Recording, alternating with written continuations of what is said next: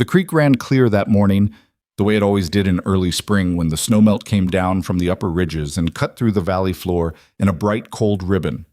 Sterling Whitaker stood at the edge of his porch, coffee mug in hand, watching it the way a man watches something he owns but rarely thinks about, with the casual indifference of someone who has never had to wonder whether it would be there tomorrow.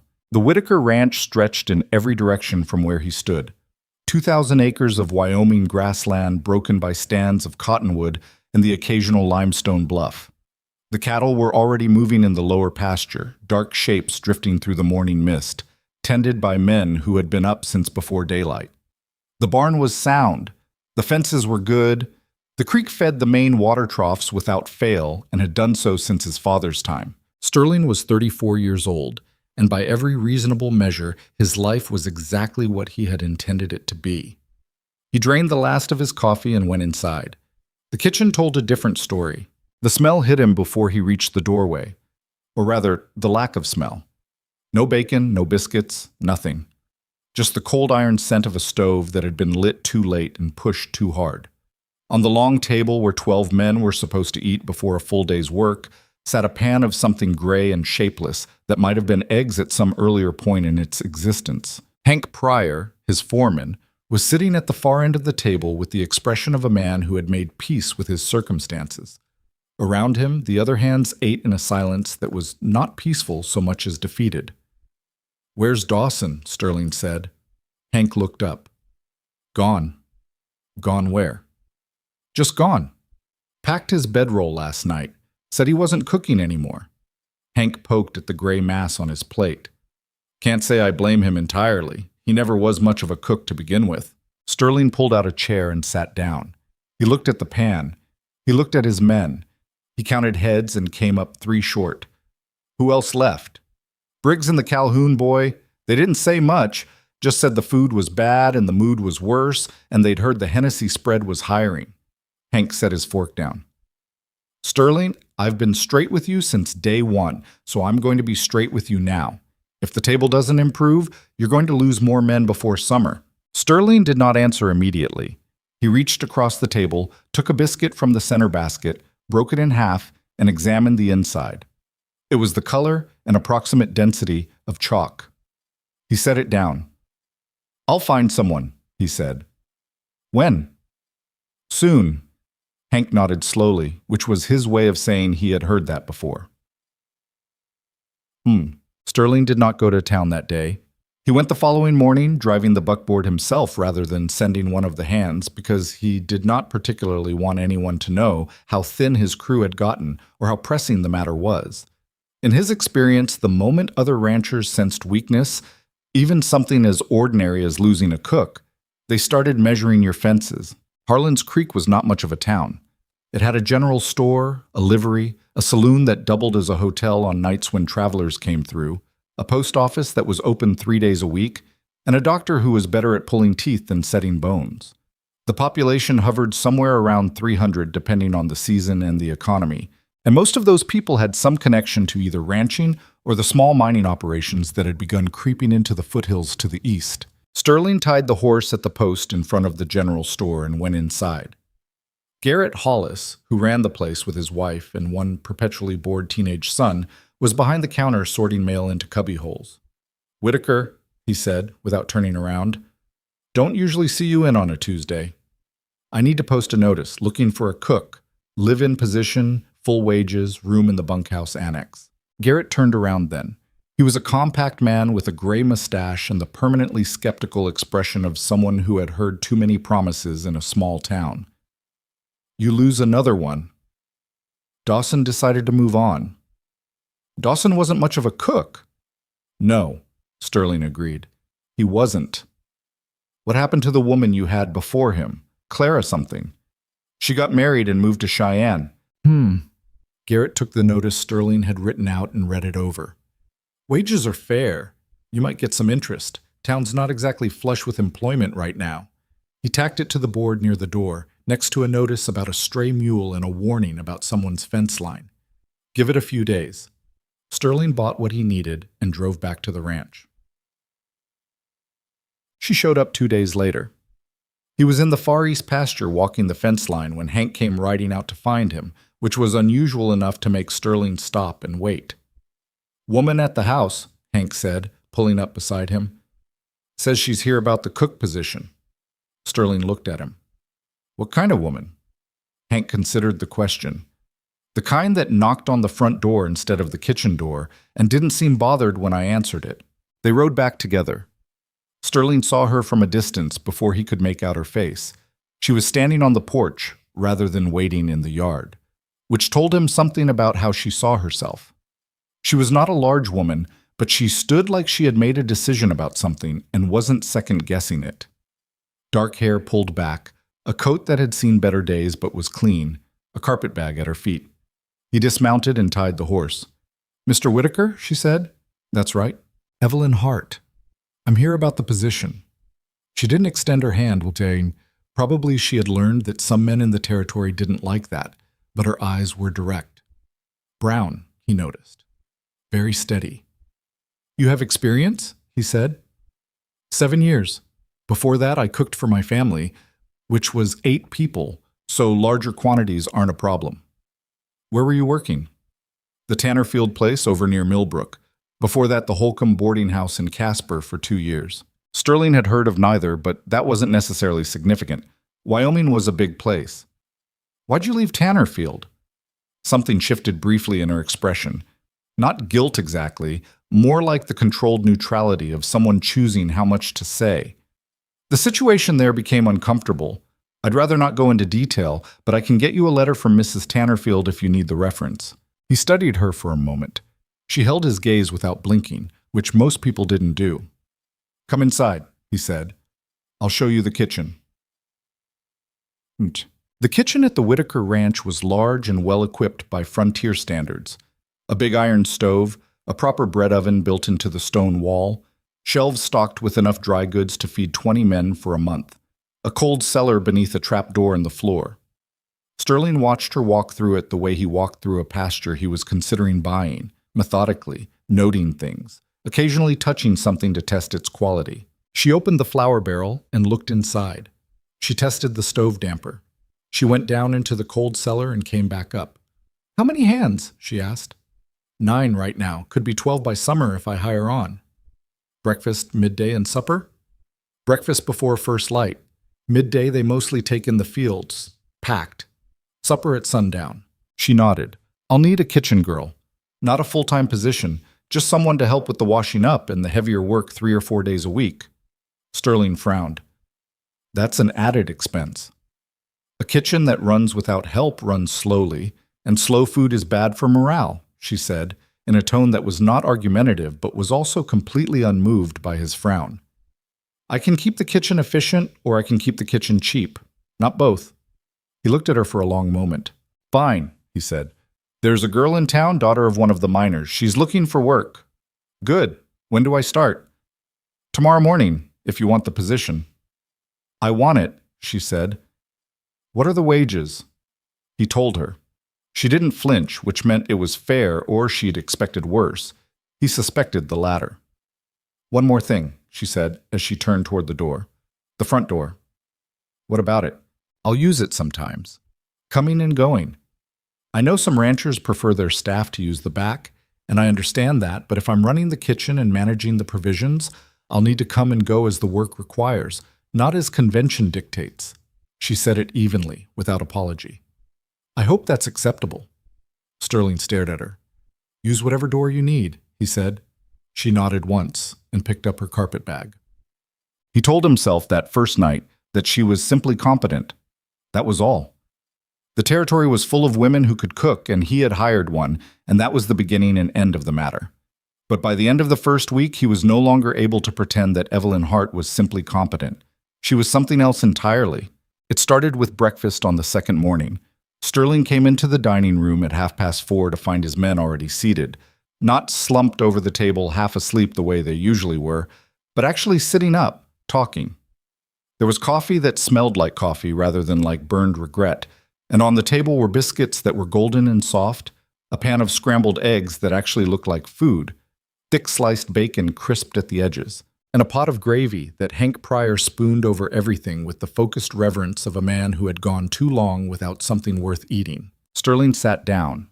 He ate. He did not say anything at the time, but when he was walking out to saddle his horse 20 minutes later, he noticed that 3 of his men were still talking at the table, laughing about something, the easy laughter of people who weren't in a hurry to leave a place they were comfortable in. That was new. By the end of the first week, the change in the bunkhouse atmosphere was noticeable enough that Hank mentioned it. "Boys are in better spirits," he said one evening when he and Sterling were going over the week's work schedule on the porch. "Remarkable what a decent meal does." "It's just food," Sterling said. Hank gave him a look. "Is it?" It was not a question, and Sterling did not treat it as one. Evelyn organized the kitchen with a methodical efficiency that Sterling found, whenever he happened to observe it, faintly impressive and faintly irritating in equal measure. She kept a ledger of provisions, noted what was running low before it actually ran out, and had a habit of doing things in a particular order that meant nothing was ever hurried and nothing was ever late. She got the kitchen girl, whose name was Nora, 14 years old and quick-handed, up to speed within a week, and the two of them worked together with a minimum of noise and a maximum of output. She was not, Sterling noticed, the kind of woman who required an audience. Some people who were good at things made sure everyone knew it. Evelyn simply did the work and left the results to speak for themselves. She also, within 2 weeks, had managed to learn every hand's name, which sounds like a small thing until you consider that most cooks on working ranches treated the cowboys as an undifferentiated mass of appetites requiring management. Evelyn knew that Hank took his coffee black and his biscuits split with butter, but not jam. She knew that the youngest hand, a boy named Pete, who was probably 16 and trying to pass for 18, was allergic to something in dried chili peppers and quietly adjusted the camp stew so he wouldn't have to announce it in front of the older men.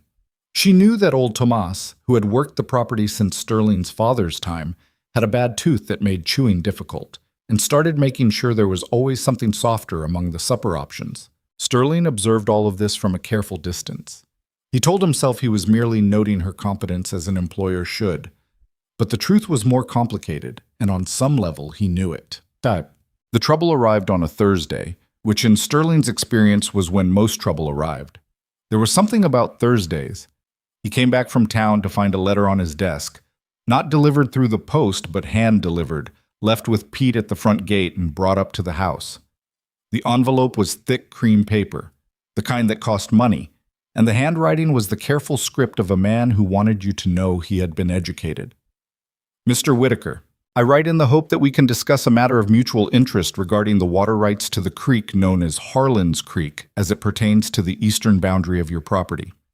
I represent a number of interests in the region, including several mining operations that have recently expanded into the foothills adjacent to your land. I believe we may be able to reach a satisfactory arrangement that would benefit all parties concerned. I will be in the county next week and would be honored to call upon you at your convenience. Yours respectfully, Victor Crow." Sterling read it twice. Then he set it on the corner of his desk and looked at it. He knew the name. Most people in Wyoming who paid attention to such things knew the name. Victor Crow had come out of nowhere about 4 years ago. Or rather, he had come out of somewhere back east, with capital and lawyers and a particular talent for identifying what other men had built and figuring out how to take pieces of it. He owned stakes in 3 mining operations that Sterling knew of, had acquired water rights on 2 other ranches through what the previous owners described as arrangements they'd been given very little choice about, and had a reputation for being unfailingly polite right up until the moment he wasn't. Sterling folded the letter and put it in his desk drawer. He would answer it, eventually, when he had decided what, exactly, he intended to say. That evening, he was later to supper than usual. By the time he came into the dining room, most of the hands had already eaten and the table was half cleared.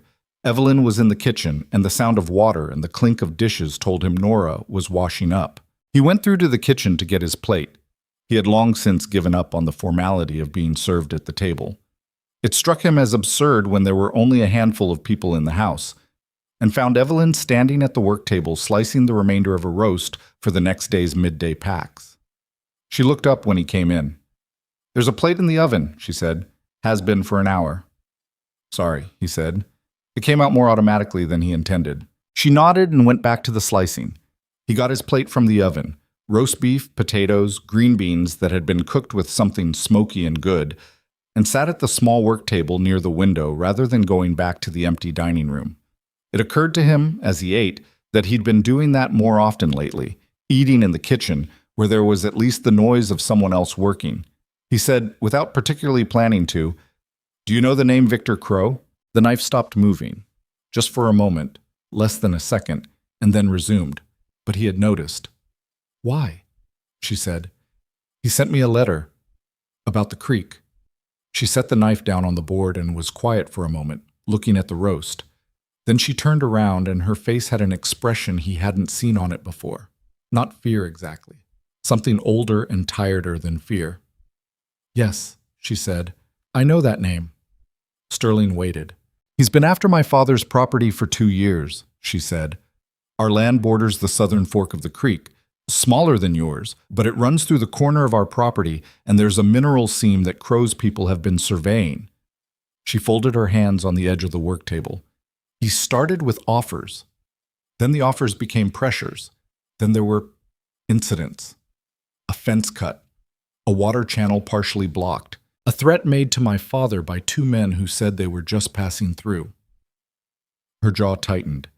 "And then he came to me directly and told me that if I married him, the whole dispute could be settled simply." Sterling put his fork down. "How old is Crow?" he said. 53, she said, flat.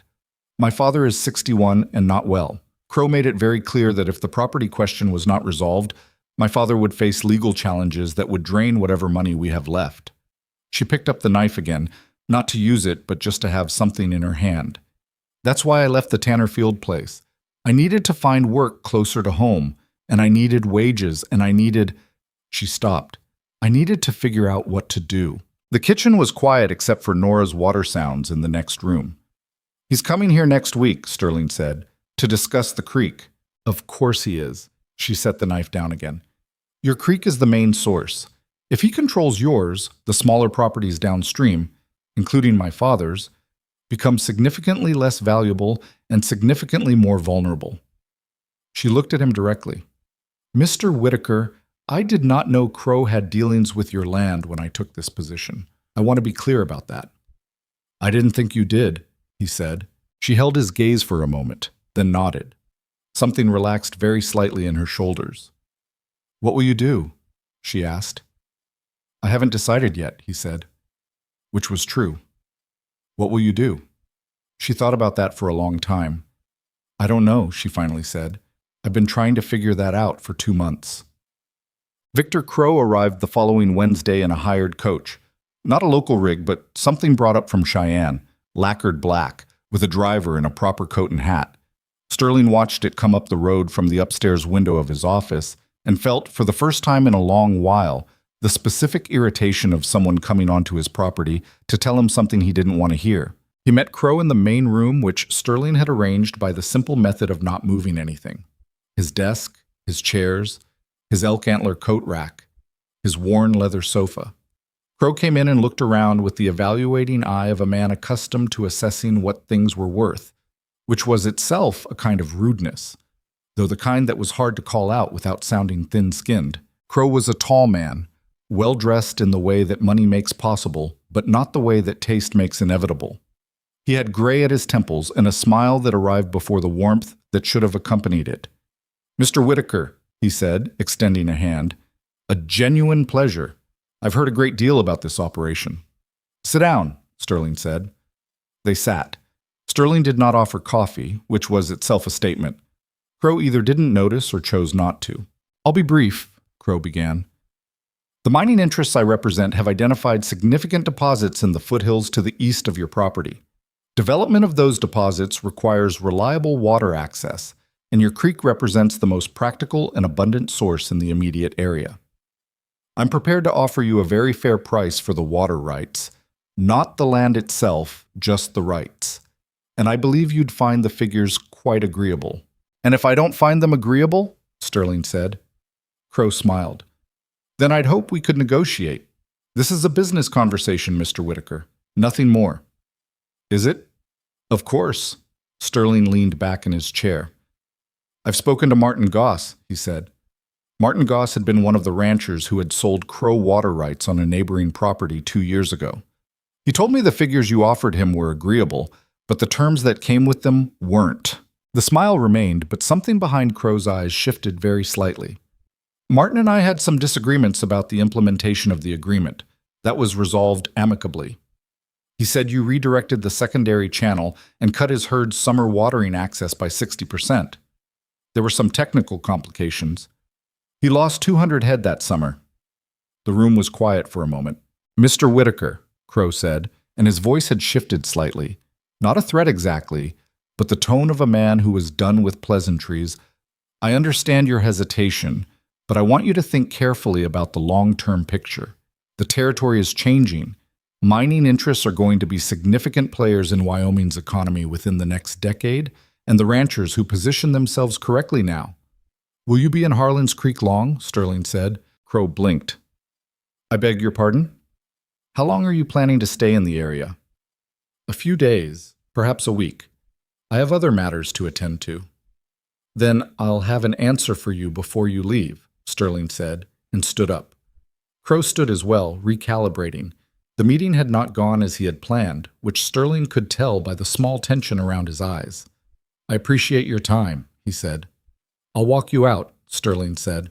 He walked him to the door, watched the lacquered coach pull away down the road, and then stood on the porch for a long moment in the sharp afternoon air. Behind him, he heard the kitchen door. He didn't turn around immediately. "He's staying at the saloon in town," Evelyn's voice said. "Nora's father told me this morning." "I know," Sterling said. "His driver asked Garrett Hollis for directions." "What are you going to do?" Sterling watched the coach until it disappeared around the bend in the road where the cottonwoods grew thick. "I'm going to find out everything there is to know about Victor Crow," he said, "and then I'm going to figure out exactly how much of it he doesn't want people to know." He turned around. Evelyn was standing in the kitchen doorway, her apron on, flour on her forearm that she'd apparently forgotten about. She looked at him with an expression that was not quite hope and not quite trust, but was somewhere in the direction of both. "And my father's land?" she said. "The pressure he's been under." "One thing at a time," Sterling said. She nodded slowly, then she said, "Thank you for not pretending it isn't your problem." Sterling looked at her. He almost said something. Several things, in fact, occurred to him. He said, "Supper smells like it's burning." She turned back to the kitchen without a word, but he was not certain, but he thought that there might have been the shadow of something that was not quite a smile at the corner of her mouth as she went. That night, Sterling sat alone at his desk for a long time with a map of the territory spread out before him and a lamp burning low. He traced the line of the creek with one finger, his land, then the smaller parcels downstream, then the Hart family land at the southern fork, then the foothills, where Crow's surveyors had been working. He was not by nature a man who acted quickly on instinct. He built things slowly. He measured carefully. He did not take risks he hadn't calculated. But he had also grown up watching his father measure and calculate until the moment passed and the opportunity was gone, and he had spent 34 years trying to find the line between caution and paralysis. He folded the map. He blew out the lamp. Through the wall, very faint, he could hear the sound of the kitchen. Evelyn, probably, checking that the stove dampers were right before she went to bed. She did that every night. He'd noticed it without meaning to, the small, careful sound of someone who took her responsibilities seriously even after the work was officially done. He sat in the dark for a while longer. Then he went to bed. He did not sleep particularly well, but he had not slept particularly well in years, so that was nothing new. What was new was the reason. Sterling spent the better part of the next 2 days doing something he hadn't done in years, asking questions he didn't already know the answers to. He started with Garrett Hollis at the general store, because Garrett had the particular gift of small-town merchants everywhere. He knew things without appearing to seek them out, the way a stone in a stream collects sediment simply by being still while everything moves around it. Sterling came in on the pretense of needing lamp oil and rope, and within 10 minutes had learned that Victor Crow had taken the best room at the saloon, had eaten supper there 2 nights running with a man nobody recognized, probably a lawyer, based on the coat and the briefcase, and had asked Garrett himself whether any of the smaller ranchers along the creek had been having financial difficulties lately. "What did you tell him?" Sterling asked. Garrett measured out the rope without looking up. I told him I didn't keep track of other men's finances. Which is true, more or less. He glanced up. He asked about your place specifically. What did he ask? Whether you'd had a good season, whether the herd count was up or down, whether you'd taken on any debts recently. Garrett set the rope on the counter. I told him the Whitaker Ranch was the soundest operation in 3 counties, which is also true. Sterling nodded. Appreciate it. I also told him the creek had been running healthy for 40 years, and I didn't see why that would change. Garrett looked at him directly. He smiled when I said that. The kind of smile that means he knows something you don't. Sterling paid for his supplies and left. The second person he talked to was a man named Cal Deering, who had sold a parcel in the eastern foothills to one of Crow's associates the previous autumn. Cal was not a talkative man under ordinary circumstances, and Sterling had to sit with him on his porch for 20 minutes talking about nothing in particular before Cal said what he actually wanted to say. I didn't want to sell, Cal said eventually. We were clear on that from the start. I told them I wasn't interested. What changed? Cal was quiet for a moment, looking out across his remaining land, a modest spread, most of the good grazing already sold off. 2 things happened. First, my water flow dropped. I couldn't prove it was interference, but the intake channel for my upper field ran slower for 3 weeks in July, right when the grazing was critical. I lost weight on 20 head that I couldn't afford to lose. He rubbed the side of his jaw.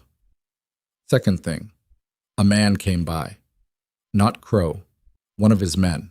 Didn't threaten me exactly. Just said that Crow had significant legal resources and that disputed land claims in the territory could take years to resolve in the courts, and that during that time the land's productivity would likely suffer. And you had debts, Sterling said. I had debts, Cal agreed. So I sold. He finally looked at Sterling. If I were you, I'd pull every land and water record you have and make absolutely sure every document is filed correctly and completely. Crow's people look for gaps, missing filings, unclear boundary language, anything they can use to introduce uncertainty. Sterling drove home with that particular conversation sitting in his chest like a stone.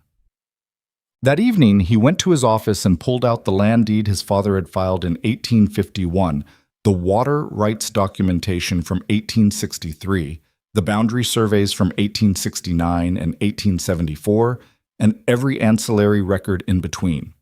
He spread them across the desk and started reading. He was not a lawyer, but he had read enough legal documents over the years to know what clear language looked like versus language that left room for interpretation. And what he found, after 2 hours of careful reading, was that most of his documentation was sound. But there was a section in the 1863 water rights filing that described the eastern boundary of his creek access using landmarks that no longer existed. A particular stand of trees that had been cleared in a flood, a rock formation used as a reference point that had been partially demolished when they'd widened the access road. It was not a fatal problem, but it was an opening. He sat back in his chair and looked at the ceiling. "You're still up?" He turned. Evelyn was in the doorway holding a mug. She had apparently finished her evening kitchen check and had seen the light under his office door. "There's tea if you want it," she said. "I made extra." "Come in," he said. She came in, set the mug on the corner of his desk, and looked at the spread of papers without touching anything. Her eyes moved across the documents with more comprehension than he might have expected. "Land records," she said. "Water rights. Specifically, a section of the 1863 filing that's going to cause me problems if Crow's lawyers look at it." She leaned slightly closer to read. "The eastern boundary reference? The timber stand?" He looked at her. "You can read legal survey language?" "My father dealt with a boundary dispute in 71. I spent about 3 months reading documents with him." She straightened up. "The timber stand is gone?" "Since the flood of 67. "And the rock formation?" "Partially, enough to create ambiguity."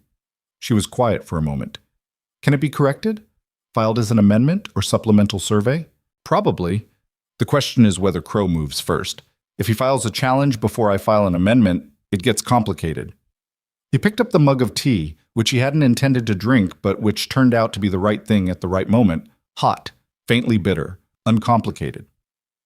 "How clear are your father's documents?" She sat down in the chair across the desk, which she had never done before, always before she had remained in the doorway or standing.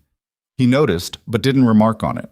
His deed is solid. The original filing is clear.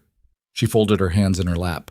But he has a loan against the property. Small, from 3 years ago when the roof needed replacing and the well ran dry. He borrowed from a lending office in Millbrook. She paused. I found out last week that lending office was purchased by a holding company 6 months ago. I haven't been able to find out who owns the holding company. Sterling set the mug down. Crow, he said. I think so. I can't prove it. The lamp between them burned steadily. Outside, the wind had come up and was moving through the cottonwoods with a sound like slow water. If he holds the note on your father's loan, Sterling said, he can call it early if he can demonstrate cause. And if your father can't pay, he can't, she said, flat and tired. Not quickly. Not without selling land. Which is the point. Yes. She looked at her hands for a moment. Mr. Whitaker, I want to be honest with you. When I took this position, I wasn't just looking for wages. I was looking for stability, some time to think. I didn't intend for my problems to land on your property. She looked up. But they have, and I'm sorry for that, and I understand if— Stop, he said. She stopped. Your problems didn't land here, he said. Crow landed here. There's a difference. He looked at the documents on his desk. He was going to come after this creek whether you were here or not. You were just— He paused and said it plainly because he didn't see the point in anything else. You're the reason I'm taking it seriously instead of thinking I can negotiate my way out. She looked at him in a way that was hard to read. Not gratitude exactly, more like something cautious and carefully held. What are you planning to do? She asked. Tomorrow I'm going to ride to the county seat and talk to Aldridge. Samuel Aldridge was the county's senior land recorder, a meticulous man who had worked the office for 20 years and who had, in Sterling's experience, very little patience for paperwork that wasn't done correctly. I need to file a supplemental survey before the week is out, and I need to find out whether any challenge has already been registered against my water rights. And my father's loan? One thing at a time, he said. But I haven't forgotten it. She stood up, smoothed her skirt in the absent way of someone whose hands needed something to do. Thank you for the tea, he said, even though she had been the one who brought it, because it was all he could think of that was true and appropriate to say.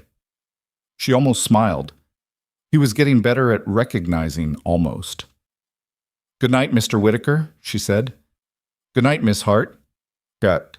The ride to the county seat took most of a day, and Sterling did it alone, which gave him time to think, which was either useful or dangerous, depending on the direction his mind went.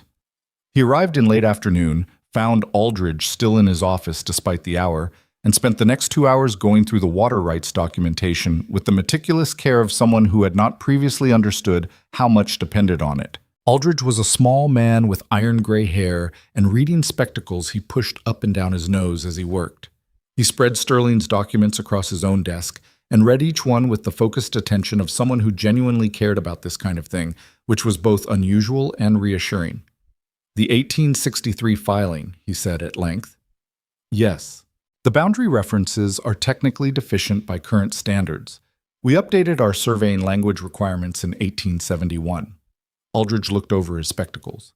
However, and this is important, they were filed correctly under the standards of the time. A challenge would need to argue that the deficiency is substantive rather than technical. Could that argument succeed? Aldridge considered. With very good lawyers and a sympathetic judge, possibly. Probably not with a neutral judge. He looked back at the document. Has anyone filed a challenge? That's what I'm here to find out. Aldridge went to his records. He came back 10 minutes later with a look on his face that Sterling didn't particularly like. No formal challenge, he said. But 3 days ago, a law firm out of Cheyenne requested copies of your 1863 water rights filing and the 1874 boundary survey. Standard records request, nothing improper about it. Which firm? Aldridge looked at his notes. Kellner and Associates. Sterling did not know the name, but he wrote it down. I'd like to file a supplemental survey, he said, updating the boundary references in the 1863 filing to current landmarks. That's straightforward, Aldridge said. I can process it this week. I'd like it processed today if possible. Aldridge looked at him over the spectacles again. Today, if possible. The older man was quiet for a moment. Then he pulled out the appropriate forms and set them on the desk between them. "Tell me what the current landmarks are," he said. "I'll draft the language." It was full dark by the time Sterling started back, and he made camp at a spot he knew along the road rather than push the horse through another 4 hours. He built a small fire, ate what he'd packed, and sat looking into the flames for a while. He thought about his father, not with the usual careful distance he maintained around that subject, but with something more present. His father had been a capable man, a good rancher, a fair employer, someone who built things that lasted. But he had also been someone who, after Sterling's mother died, had slowly retreated from anything that required him to be vulnerable. He worked. He managed. He did not allow himself to want things beyond the ranch, because wanting things beyond the ranch had cost him something he couldn't recover. Sterling had watched all of this as a child and teenager and young man, and had absorbed the lesson without quite meaning to. Not because he'd decided his father was right, but because it was the only model he had. Keep the work central. Keep people at a useful distance. Do not give anything you can't afford to lose. He had done that for 34 years, and the ranch was, as Garrett Hollis had said, the soundest operation in 3 counties. He fed a stick into the fire and watched it catch. The trouble with that way of living was that it worked well enough that you never had occasion to question it until something happened that made the whole architecture visible. And then you saw it for what it was, not strength exactly, but the absence of certain risks, which was not the same thing. He slept a few hours and was back on the road before dawn, but he got home to find that things had not been quiet while he was gone. Hank met him at the barn with the look he used for situations that required diplomacy, which meant they were bad. "Crow's man came by yesterday," Hank said. "Which man?" "The one that's been staying at the saloon with him. Young fellow, dark coat. Came on horseback. Said he wanted to leave a message for you." Hank paused. "He also asked to speak with the cook." Sterling stopped unsaddling the horse. "He asked for Evelyn specifically?" "By name. Nora told him Miss Hart was busy and couldn't be disturbed. He waited 20 minutes on the porch and then left the message and rode out." Hank handed Sterling an envelope, the same cream paper, the same careful script. "She knows he came. She was in the kitchen the whole time and heard it. She hasn't said much since." Sterling took the letter, didn't open it, and went to find Evelyn. She was in the cold cellar, which was where she went when she needed to be somewhere that wasn't in sight of anyone. He'd noticed that pattern before. She was checking the preserved goods on the lower shelves, moving jars with the efficiency of someone who needed their hands busy. "He sent someone for you," Sterling said, from the top of the cellar steps. "I know." She didn't stop moving the jars. "Did you speak to him?" "No, Nora handled it." A pause. "He left a note. I didn't read it. It wasn't addressed to me. It was addressed to you." Another pause. But Nora heard him say before he left that Mr. Crow hoped Miss Hart would reconsider her previous answer and that time was becoming a factor. Sterling came down the cellar steps. The space was cool and smelled of earth and vinegar and the particular mustiness of root vegetables. Evelyn kept her back to him, which he recognized not as rudeness, but as the specific posture of someone holding themselves together by not letting anyone see their face. "Evelyn," he said. She stopped moving the jars. "This is not going to be resolved by you agreeing to anything Crow proposes," he said. "I want to be clear about that." She turned around then. Her expression was controlled, but there was something worn through at the edges of it. "He's going to call my father's loan. If he can't pressure me into the marriage, he'll take the next available lever. And my father—" She stopped, pressed her lips together. "My father is 61 years old, and he is not well, and watching his land be stripped away from him will—" She stopped again. "I know," Sterling said. "You can't know," she said, not unkindly. "You've never been without resources." That landed and was fair, and he didn't argue it. "I filed the supplemental survey yesterday," he said. "My water rights are clean. Crow's lawyers can look at them all they want." He paused. "And I found out that the lending office holding your father's note was purchased by a company called Westfield Holdings 6 months ago. I spent this morning's ride thinking about who I know who might be able to tell me who owns Westfield Holdings." She looked at him. "And? There's a land attorney in Cheyenne named Roswell. He's dealt with Crow before on the other side. He has no reason to protect Crow's business arrangements." Sterling leaned against the cellar wall. I'm going to send a wire today. If Westfield Holdings traces back to Crow or anyone connected to him, that's a conflict of interest in the loan arrangement. It may not dissolve the note, but it creates complications for him. Evelyn was quiet for a moment. Then she said carefully, "Why are you doing this?" He looked at her. It was a genuine question, he could tell. Not rhetorical, not fishing for a particular answer, just honestly uncertain about his motives. "Because Crow is going to come at my ranch regardless," he said. "You already know that." "Yes," she said. "But this—" She gestured, a small motion that encompassed something beyond just the legal maneuvering. "You didn't have to involve yourself in my father's situation." "No," he agreed. "I didn't." He left it there. So did she. But the silence that followed was a different kind of silence than the ones they'd had before. Less careful, less managed, more like two people standing in the same space and not needing to explain why. The wire to Roswell went out that afternoon. The reply came back the following morning, and it confirmed what Sterling had suspected. Westfield Holdings had been incorporated in January of the previous year, with a registered agent in Cheyenne whose name appeared on 3 other corporate registrations, all of them connected to Victor Crow's various interests. Sterling showed the wire to Evelyn over the kitchen work table that evening. She read it twice, then set it down. "He owns the loan," she said. "He does." Which means when he came to my father with that arrangement, when he offered to resolve everything if I married him, he already owned the mechanism that would destroy my father if I refused. Her voice was even, but her hands on the table were not. He manufactured the crisis and then offered himself as the solution. "Yes," Sterling said. She was quiet for a long moment. Then she said, very quietly, "My father doesn't know. I never told him where the pressure was really coming from.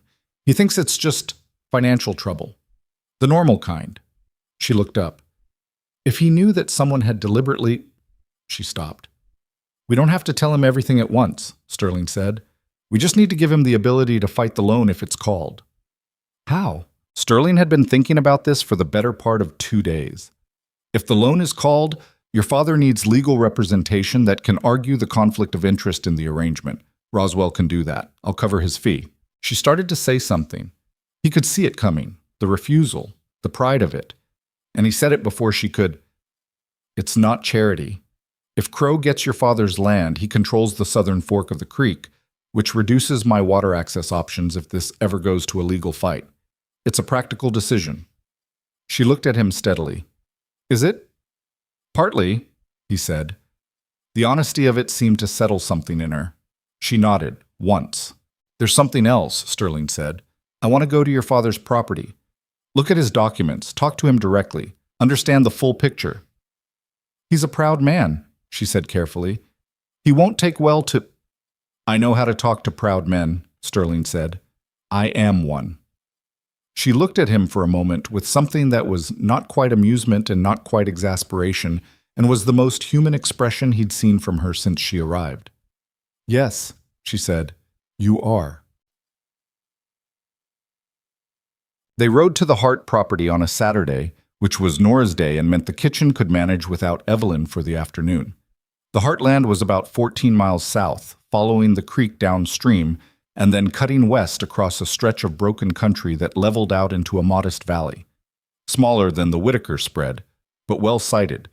The land fertile along the waterline and the grass good enough in the upper sections. The house was a solid structure, older, in need of some exterior work. The front steps had rotted at one end, and there was a section of roof that had been patched but needed proper attention. The barn was in better shape, which told Sterling something about what Thomas Hart prioritized. Thomas Hart himself came out onto the porch when he heard the horses, and Sterling saw immediately where Evelyn got certain things and not others. He was a tall man, spare and weathered, with the hands of someone who had worked land all his life. He looked at Sterling with the direct, assessing gaze that had nothing aggressive in it, just the look of a man who had learned to read people quickly because he'd had to. His eyes went to his daughter with something more complicated, relief and worry, and a kind of careful love that was also, Sterling thought, somewhat afraid of itself. "Evie," he said. "Papa." She dismounted and went up the steps. He hugged her, briefly, the way people do who don't do it often, but mean it entirely. "This is Sterling Whitaker," she said. "He's the man I'm working for." Thomas Hart looked at Sterling. "I know who Whitaker is," he said. "Your father and I had dealings years back." He paused. "Come inside." The inside of the house was clean and sparse, the furniture solid and old. Thomas Hart poured coffee without asking whether they wanted it, which Sterling found correct. And they sat at a table that had a slight lean to it, one leg slightly shorter than the others, and began talking. Sterling did not begin with Crow. He began with the land, asked Thomas about the water situation, the grazing, the herd count, the state of the boundary markers.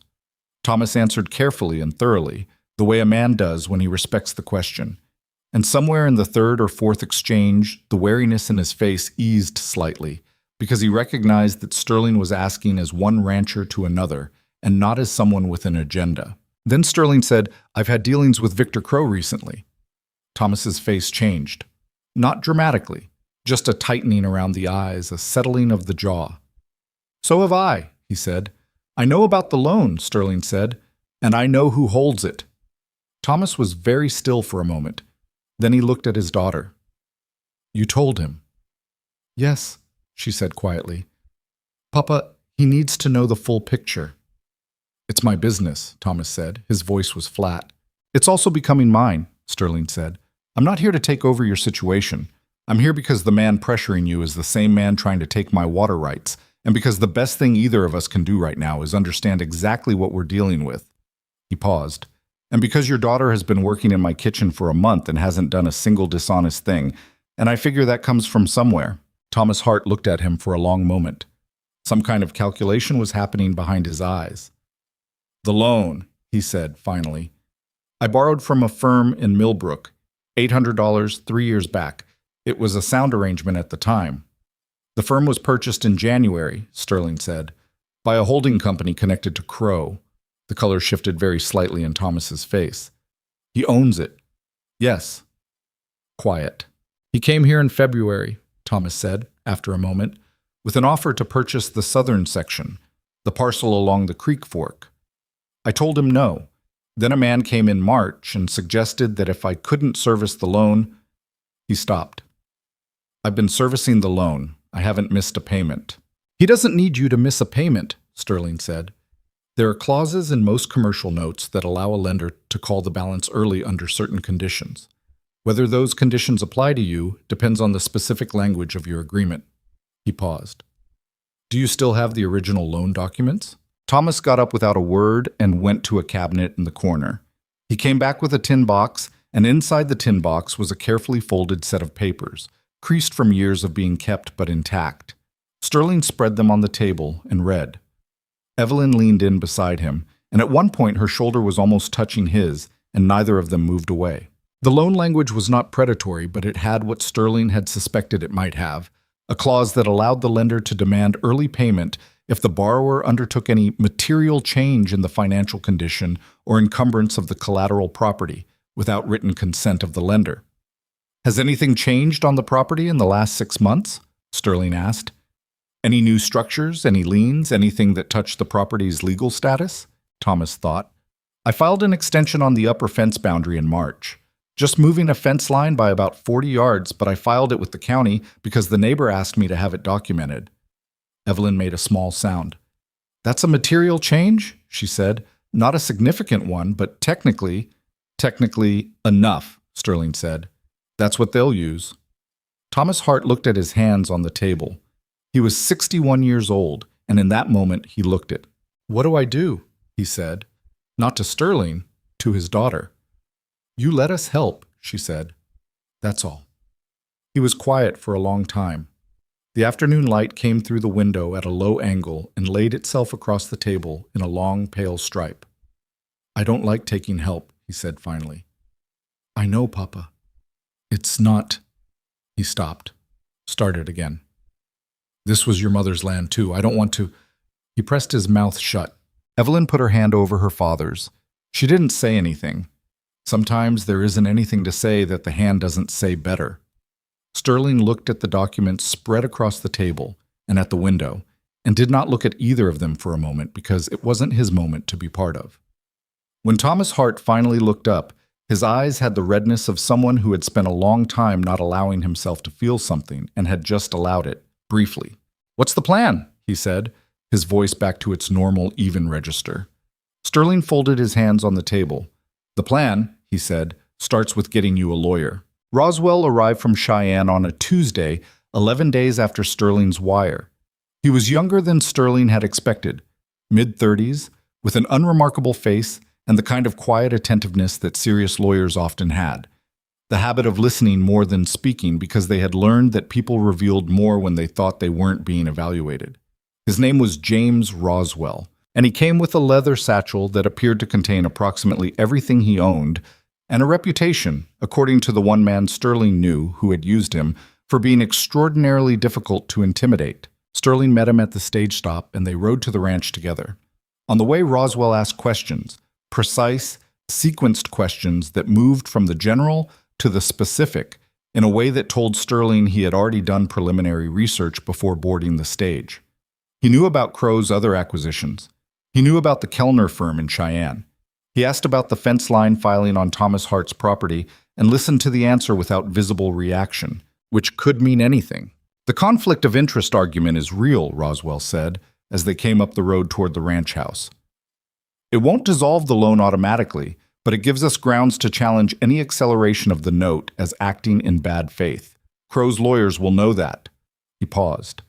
"The question is whether Crow is the kind of man who proceeds anyway, knowing it will get messy, or whether he decides messy isn't worth it." "What kind of man is he?" Sterling asked. Roswell looked at the road ahead. "The kind who has won enough times to believe that preparation is for other people," he said, "which means he sometimes underestimates how much trouble a well-documented opponent can cause him." Sterling found he liked Roswell's manner of speaking. They ate supper that evening. Evelyn had made a roast with potatoes and the good gravy, and Sterling noticed that she had added an extra chair to the table and set it without being asked, which meant she had known Roswell was coming and had simply accounted for him, the way she accounted for everything that fell within her sphere of responsibility. Roswell ate with the focused appreciation of someone who had been living out of stage stops and boarding houses and had almost forgotten what food cooked with actual care tasted like. After supper, they spread the documents across Sterling's office desk. His water rights filings, the supplemental survey, the Hart loan papers, the corporate registration records for Westfield Holdings, and the wire from Roswell's earlier research, and worked through it for 3 hours. Evelyn sat in the corner chair and contributed when she had something specific to say, which was more often than Roswell might have expected. At one point he paused mid-sentence and looked at her. "Have you worked with legal documents before?" he asked. "My father had a boundary dispute in '71, she said, "and I've been reading everything I could find about water rights law for the past month." Roswell looked at Sterling briefly, then back at Evelyn, then continued with what he'd been saying. But something in his manner adjusted. He stopped simplifying his language for the room, which Sterling took as a form of respect. By 10 o'clock they had a clear picture. The conflict of interest in the Hart loan was documentable and significant. Crow's water rights challenge, if it materialized, would rely on the ambiguity in the 1863 filing, which the supplemental survey had largely neutralized, though Roswell cautioned that Crow's lawyers would look for other angles.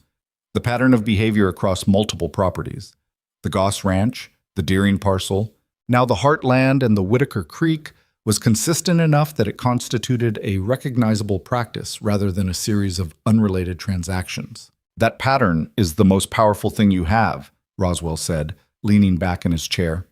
"Individual incidents are defensible. A pattern is harder to dismiss, particularly if there are multiple affected parties willing to testify to similar experiences." "Goss might talk," Sterling said. "He's bitter enough." "Deering? Possibly. He lost the most." "And there are others you haven't spoken to yet," Evelyn said. "There's a family named Brower, north of the foothills, and a widow named Carver who sold her water access 2 years ago under circumstances her son has been angry about ever since." Both men looked at her. "I grew up in this county," she said evenly. "I know who's lost what." The next morning, Sterling rode out early. He had 3 stops to make before the end of the week, and he wanted to make them before Crow had any indication of what was being assembled. Roswell stayed at the ranch to work through the legal documentation, and Evelyn rode with Sterling, which had not been the plan exactly, but she'd pointed out, with a practicality he couldn't argue, that the Brower family and the Carver widow would be more willing to talk to someone they already knew than to a stranger arriving alone on a large horse. She was right. Mrs. Carver, who was 67 and had the backbone of someone who had outlasted several difficult decades, would barely open her door for Sterling, but had Evelyn inside and at the kitchen table within 2 minutes. Her son, who was there doing some repair work, was angrier than Mrs. Carver and considerably less careful about it, which in practical terms meant he was more useful. The story was the same. Different details, same architecture. Pressure applied at a point of financial vulnerability. Legal language used to introduce uncertainty. An offer made that framed surrender as the reasonable option. He sent someone out here 3 times. The son, his name was Douglas, and he was about 25 and had the specific fury of someone who hadn't been able to protect a person he should have been able to protect. 3 times, with different papers each time, each set of papers describing a slightly different version of what our water access rights were. And every version was slightly worse than the last. He leaned forward across the table. My mother didn't sell because she wanted to. She sold because she was 65 years old and didn't want to spend her last good years fighting a man with more lawyers than she had years. Sterling wrote nothing down during these conversations. He listened and he asked questions, and he remembered. Writing things down made people feel like they were being recorded, which made them careful. Careful people told you less. By the end of the second day, he had spoken to 3 families. All 3 told versions of the same story. On the ride back in the long gold late afternoon with the creek visible in the valley below them, Evelyn said, "He's been doing this for years, systematically." "Yes," Sterling said, "and nobody's put it together before now. They were all handling it alone. That's how he wanted it." Sterling watched the creek catch the light below. Isolated problems look like bad luck.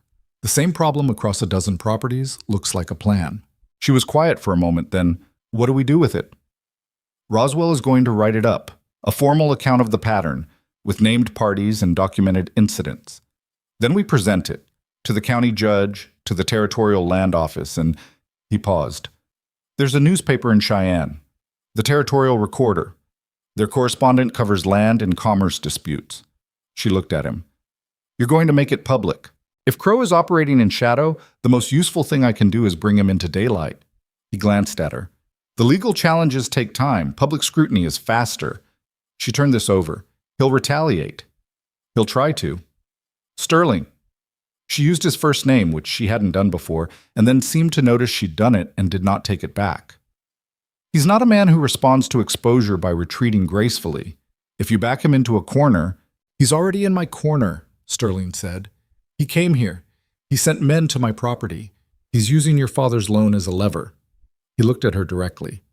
"At this point, the only question is whether we let him run this quietly or whether we make noise." She held his gaze for a moment. The evening air was cool and smelled of grass and the particular dry sweetness of Wyoming spring when the ground is just beginning to warm. "Make noise," she said. Crow came to the ranch again 4 days later.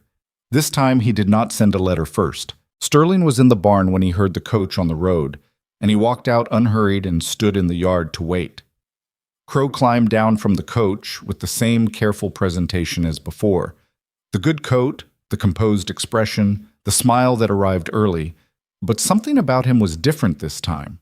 A compression around the eyes, maybe, a sharpness that the previous visit's pleasantness had covered over.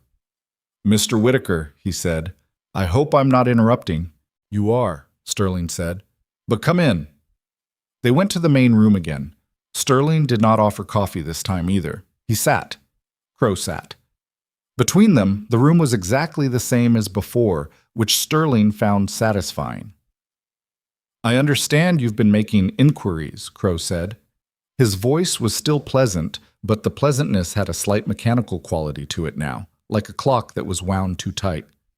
"Speaking with some of the neighboring families." "I have," Sterling said. "May I ask in what capacity?" "A man in my position has a legitimate interest in understanding the business climate in his county," Sterling said, "particularly when new commercial interests are applying pressure to properties that share water access with mine." Crow looked at him for a moment. Then he said, with a directness that was, Sterling thought, something like respect, "You've been building a case." I've been gathering information. It's the same thing. Crow leaned back slightly. Mr. Whitaker, I want to be candid with you. My interests here are purely commercial. The mining operations in the foothills have significant potential, and water access is a logistical requirement. The approach I take with smaller properties, manufactured pressure and purchased debt, Sterling said. The silence that followed was not long, but it had weight. I operate within the law, Crow said carefully. So do floodwaters, Sterling said. That doesn't mean they can't drown a man. Crow looked at him. Something shifted behind his eyes, a recalculation. What is it you want? Crow said. Specifically, I want you to release the water rights claims against my property. I want the Hart family loan to be transferred to a non-conflicted lender at its current terms, with no acceleration. And I want the pressure on the Carver, Brower, and Goss families, whatever form that pressure is currently taking, to stop. Sterling said it evenly, without heat. Those are my terms. Crow was quiet for a long moment. His fingers moved very slightly on the arm of the chair, the only indication that anything under the composed surface was not composed.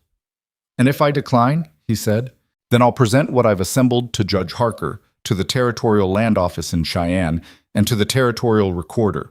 Sterling paused. I'll also file a formal complaint of bad faith lending against Westfield Holdings, which Roswell, my attorney, informs me carries significant civil liability under territorial statute. The name Roswell produced the smallest possible reaction in Crow's face, quickly suppressed. He knew the name, clearly. You've been thorough, Crow said. I'm a rancher, Sterling said. I understand that the work you don't do in preparation is the work that undoes you later. Crow stood. He straightened his coat, the habitual gesture of a man regaining his composure through physical action. I'll need time to consult with my attorneys. You have until Friday, Sterling said. Crow looked at him. That's 4 days. Yes, Sterling said. It is. He walked Crow to the door. He watched the coach pull away. He stood on the porch for a minute in the sharp morning air, and when he went back inside, Evelyn was in the doorway between the kitchen and the hall, and he knew from her face that she had heard most of it. 4 days, she said. He'll move faster than that, Sterling said. But giving him a deadline tells him I'm not waiting. What will he do? Sterling was quiet for a moment.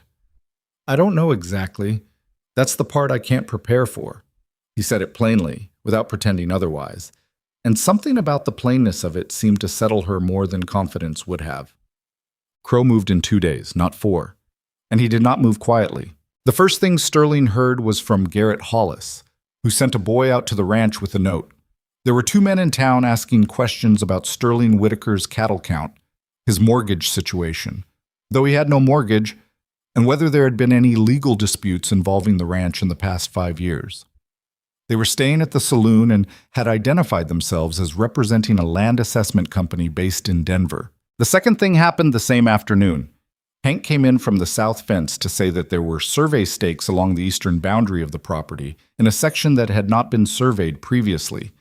Recent stakes, the wood still pale, driven into the ground overnight or very early that morning. They're not on your land, Hank said, but they're close, within about 30 yards of the boundary line in 2 places. Sterling went out to look. He stood at the boundary line and looked at the stakes, then at the foothills beyond, where Crow's mining interests were. He could not prove the stakes were Crow's, but the timing was not subtle. When he came back to the house, Roswell was at the desk with his coat off, writing. Evelyn was making coffee in the kitchen, and through the kitchen window, Sterling could see Nora at the garden patch, doing something with a hoe. The ordinary business of the ranch going forward around the edges of something that felt increasingly like a siege. Survey stakes, Sterling said to Roswell. Roswell looked up. On your land? Just outside, east boundary. Photographable? I can draw their positions and have Hank witness it. Do that today, Roswell said. Dated and witnessed. He went back to his writing. And tell me again the exact language of the 1874 boundary survey on the eastern section. Sterling told him. Roswell wrote. The afternoon passed in this way. Practical, unglamorous. The slow assembly of documentation against an opponent who was trying to create confusion faster than they could create clarity. At some point, Evelyn appeared with coffee and set it on the corner of the desk without interrupting anything, then went back to the kitchen. Roswell watched her go, then looked at Sterling with an expression that was carefully professional. "She's good," Roswell said. "Yes," Sterling said. "Has she thought about studying law?" Sterling looked at him. Roswell had his eyes back on his papers, apparently serious. "I'll pass it along," Sterling said. The wire came on Thursday evening, which was one day before Sterling's deadline. It was from Kellner and Associates, Crow's Cheyenne lawyers, and it was addressed to Roswell. Sterling read it over Roswell's shoulder. It was 6 paragraphs of very expensive language that added up to a conditional offer. Crow would release the formal water rights inquiry against the Whitaker property and would agree to review the Hart loan arrangement in exchange for Sterling withdrawing his complaint to the Territorial Land Office and providing written assurance that he would not share the assembled documentation with any press outlet. Roswell set the wire down. "He's scared," Sterling said. "He's cautious," Roswell said. "There's a difference, but in practical terms it produces similar behavior." He looked at the wire again. "He's not offering enough. He's releasing the water rights claim, which he probably can't win anyway, given your supplemental survey. And he's offering to review the Hart loan, which means nothing. It's not a commitment to anything. And in exchange, he wants you to go away and be quiet." Which tells us what? That what he's most worried about is the press coverage and the land office complaint. Roswell tapped the wire. The pattern documentation is what frightens him. Individual disputes he can fight. A documented pattern of predatory behavior in a territorial paper is something that follows him. So we don't accept. "We counter," Roswell said. "We tell him the withdrawal of the press approach and the land office complaint is contingent on full and binding resolution, not review, of the Hart loan, written release of any and all water rights claims, cessation of all assessment activities adjacent to your boundary, and a written commitment regarding the other families." He paused. "And we want it within 48 hours. Sterling looked at him. "He won't like that." "No," Roswell agreed. "He won't." They sent the counter that evening. The following morning, Sterling rode to the Hart property alone. He hadn't planned to. It wasn't on the day's schedule.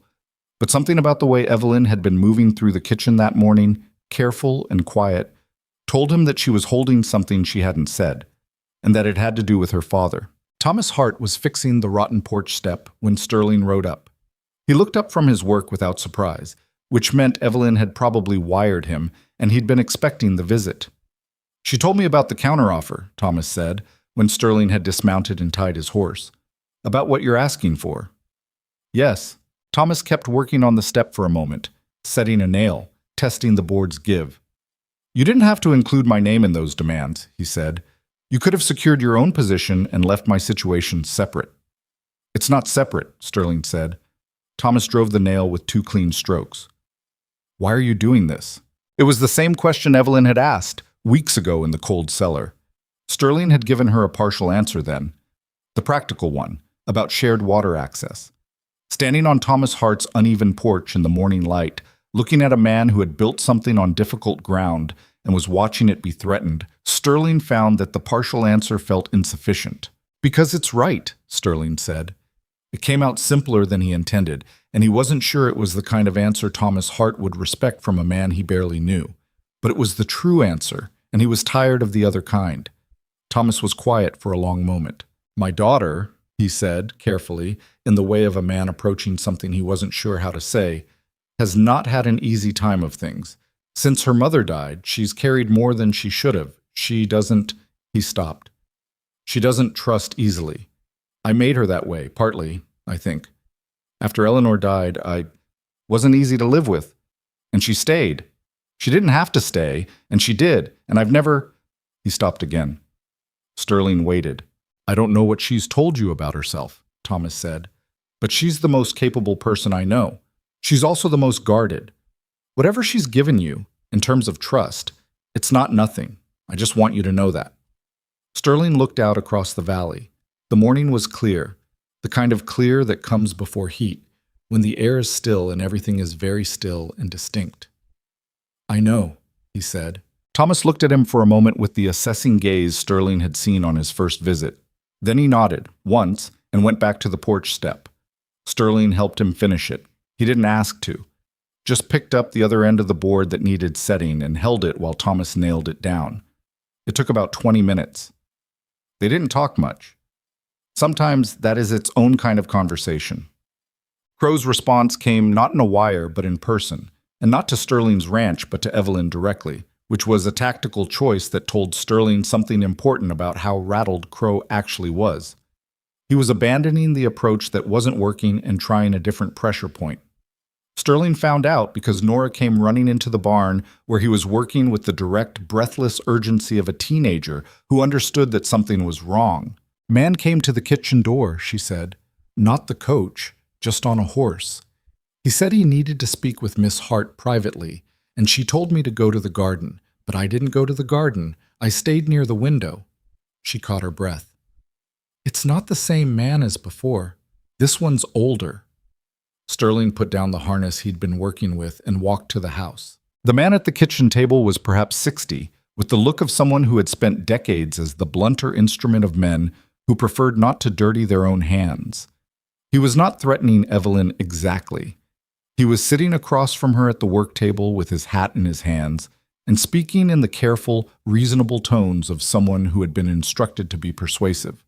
Evelyn was sitting perfectly still, her hands flat on the table, her face holding the specific expression of a person who is controlling something large and giving nothing away. Sterling walked in. The man looked up. Evelyn did not look relieved exactly. She wasn't the kind of person who showed relief, but something in her posture shifted very slightly, the way a held breath releases. "Who are you?" Sterling said.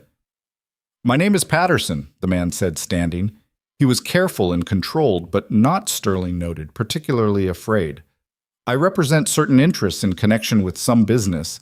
Crow's interests," Sterling said. Patterson paused. "I represent several clients." "What did he offer you?" Sterling said to Evelyn. She looked at him directly.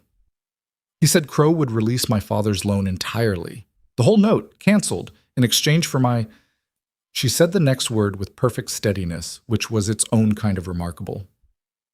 "Cooperation with a previous offer." "Marriage," Sterling said. "Yes." Sterling looked at Patterson. "Get out," he said. Patterson did not move immediately, which Sterling found irritating and also clarifying. The man was following instructions to push until he was physically pushed. "Mr. Whitaker," Patterson said, "I understand your position, but Miss Hart is—" "She's standing in my kitchen," Sterling said, "and she has given you her answer before I walked in, and her answer is no, and now you're going to leave this property." Patterson stood for a moment longer, and then he did the thing that Sterling had been waiting for.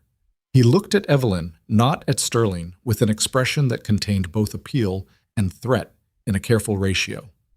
"Your father is not young, Miss Hart, and the note—" "The note," Roswell said from the doorway, where he had appeared silently with his coat on and his satchel in hand, "is the subject of a formal complaint of bad faith lending currently being prepared for submission to the territorial court. If it is called or accelerated in any form within the next 30 days, that action will be submitted along with a detailed account of the circumstances under which it was originally acquired." He looked at Patterson with the flat professional patience of a man who had done this before. "Please convey that to your client." Patterson put his hat on. He walked to the door with the measured pace of a man maintaining dignity, and then he walked out, and they heard his horse move off the property. The kitchen was quiet. Nora appeared in the doorway from the garden side, slightly mud-stained and entirely unrepentant about having been where she'd been told not to go. Evelyn looked at her. "I know," Nora said. "I didn't go to the garden." "I know you didn't," Evelyn said. "Thank you for getting Mr. Whitaker." Nora went back to the garden with the satisfied air of someone who had done the right thing, even when it was technically the wrong thing. Evelyn turned back to the work table. Her hands were still flat on the surface, and when she looked down at them, Sterling saw very clearly that they were shaking. Not dramatically, she was too controlled for that, but a fine tremor that she was not quite able to stop. He didn't mention it. He pulled out the chair across from her and sat down. "It's not going to work," he said. "The pressure. He's running out of angles." She took a breath. "He'll try something else." "Probably," Sterling admitted. "But every time he tries something, he adds to what Roswell can document." He paused. "And he knows that. That's why he sent someone in person instead of through lawyers. He's improvising. She looked up at him. There was something in her face that was not the usual careful composure, so something more raw, more direct. I keep thinking, she said quietly, that if I had just agreed at the beginning, when he first came to me, my father would be free of this. All of this. None of it would be on your property, involving your name and your attorney and your... She stopped. I keep asking myself if I'm being selfish, protecting my own... She paused again. My own sense of what my life should be, at the cost of everyone else's peace. Sterling looked at her for a long moment. If you had agreed, he said carefully, you would have given Crow control of your father's land anyway. He was never going to stop at one property. That's not how men like him work. He kept his voice level, not hard. And you'd have spent the rest of your life. He didn't finish that sentence. You weren't being selfish. You were being right. She held his gaze. The trembling in her hands had stopped. I'm not accustomed, she said after a moment, to someone else being certain on my behalf. I'm not certain about most things, Sterling said, but I'm certain about that. Outside, the creek ran on. The afternoon was moving toward evening, and somewhere out across the pasture the cattle were drifting toward the water, the ordinary motion of a working ranch going about its business, while the things that mattered worked themselves out inside. Roswell appeared in the doorway with his pen in hand. I need the Westfield Holdings documentation again, he said, businesslike, and the moment, whatever it had been, folded itself away as naturally as a letter put back in its envelope. Sterling pushed back his chair. There was still work to do. Roswell filed the complaint with the Territorial Land Office on a Friday morning, and by that same afternoon, Sterling had sent the full documentation package to the Territorial Recorder in Cheyenne by private courier rather than post. Faster, more secure, and harder to intercept. He did not tell Crow he was doing it. There was no reason to. The following Monday, a man named Edgar Pruitt, who was the Recorder's primary correspondent for land and commerce matters, arrived in Harlan's Creek on the noon stage. He was a lean, angular man in his 40s with ink-stained fingers and the particular alertness of a journalist who had spent enough years covering powerful men's dealings to have lost his capacity for surprise and replaced it with something more useful. Patience. He came to the ranch that afternoon, sat at Sterling's table with a notebook and a pen, and listened for 2 hours while Roswell walked him through the documentation. Sterling let Roswell do most of the talking. He watched Pruitt instead. The man did not write constantly. He wrote selectively, which Sterling took as a sign of experience. He asked good questions, the kind that sought to understand the mechanism rather than just the facts. When Roswell described the conflict of interest in the Hart loan, Pruitt asked how the corporate ownership chain had been established. When Sterling described the survey stakes along the east boundary, Pruitt asked whether a survey team had been observed in the area beforehand. At one point, Pruitt asked to speak with Evelyn, and Sterling looked at her. She was sitting at the far end of the table, and she nodded once and spoke for about 15 minutes in the same direct, measured way she did everything. She described Crow's initial approach to her, the escalating pressure on her father, the visit from Patterson. She did not editorialize. She did not perform distress. She stated facts in order, and Pruitt wrote more during those 15 minutes than he had during the previous 2 hours. When it was over, Pruitt closed his notebook. I'll need to attempt to reach Crow for comment before publication, he said. That's standard. Of course, Roswell said. If he declines to comment, I'll note that. Pruitt looked at Sterling. This will run in the next edition, which is Thursday. Possibly sooner if the editor agrees it warrants the earlier issue. He paused. Mr. Whitaker, I want you to understand, publication doesn't resolve your legal situation. It creates public record. That's a different kind of pressure than a court filing. I know the difference, Sterling said. Good. Pruitt stood, picked up his coat. Then you also know that Crow may respond to public pressure in ways that are harder to predict than his legal maneuvers. I'm counting on that, Sterling said. Pruitt looked at him for a moment with an expression that was not quite admiration and not quite concern, but had elements of both. Then he left. And Crow's response to Pruitt's request for comment came not through a statement, but through Kellner and Associates, who filed a motion in territorial court alleging that Sterling's complaint to the land office was fraudulent and constituted tortious interference with legitimate commercial activity. It was, Roswell explained that evening, a counterattack designed not to win, but to create the impression of equivalence. If both parties had active filings against each other, a casual observer might conclude that the dispute was merely two businessmen squabbling, rather than one businessman and several families defending themselves against a systematic campaign. "It's noise," Roswell said.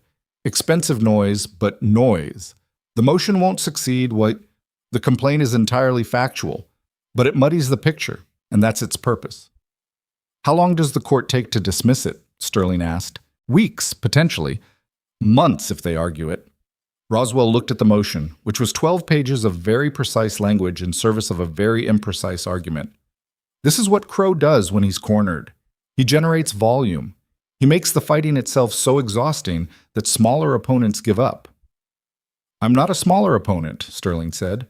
"No," Roswell agreed, "but the families, Carver, Brower, the Gosses, they are. And if this drags long enough, some of them may decide the cost isn't worth it." That was the part Sterling had been thinking about since Pruitt left. He was patient by nature and well-resourced by circumstance, but not everyone who had been harmed by Crow had the same endurance. He rode out the next morning to see Douglas Carver. Douglas was in his mother's field when Sterling arrived, doing the work of two men because it was often just the two of them. He stopped when Sterling rode up and came to the fence line with the specific expression of someone who had been waiting for news and dreading it equally. He filed a counter motion, Sterling said, without preamble, because Douglas was not a man who needed things softened. "In territorial court, it's a delay tactic." Douglas's jaw tightened. "How long?" "Roswell thinks weeks to dismiss, possibly longer." "And during that time?"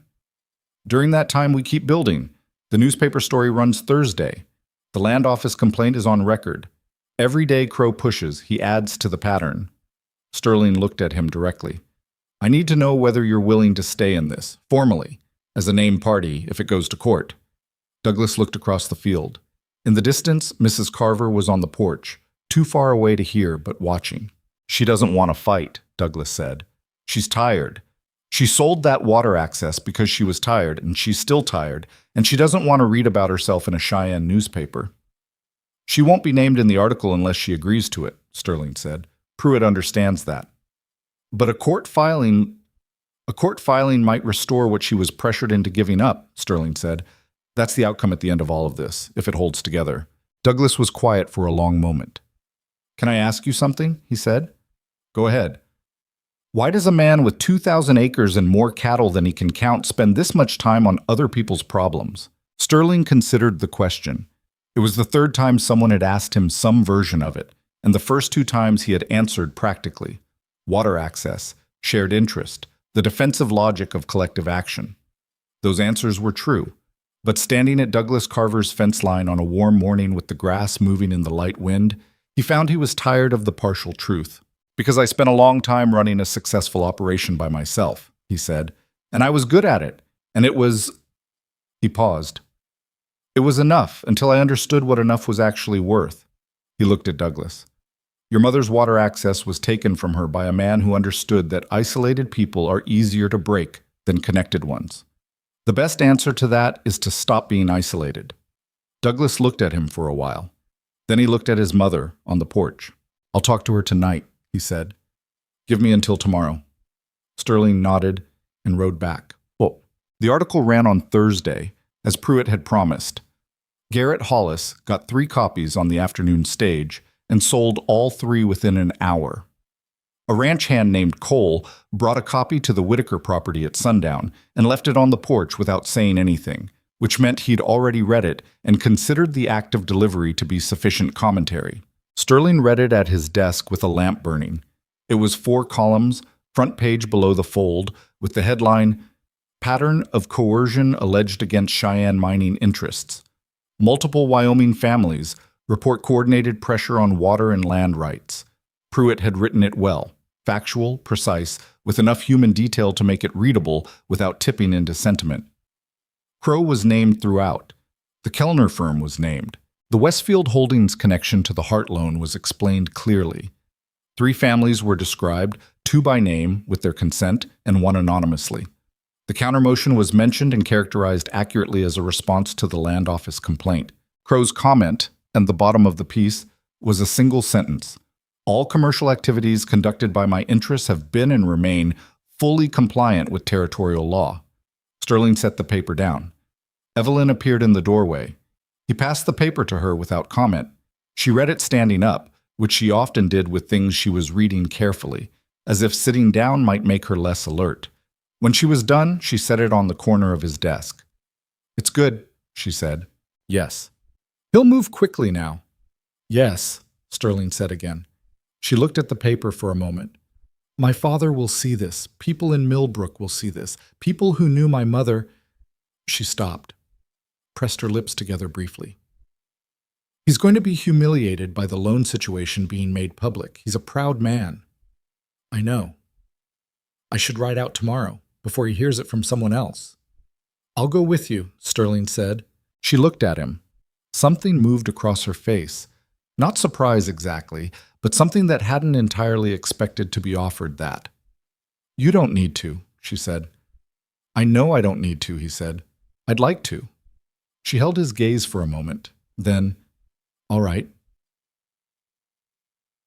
Mashaitan. They rode out the following morning.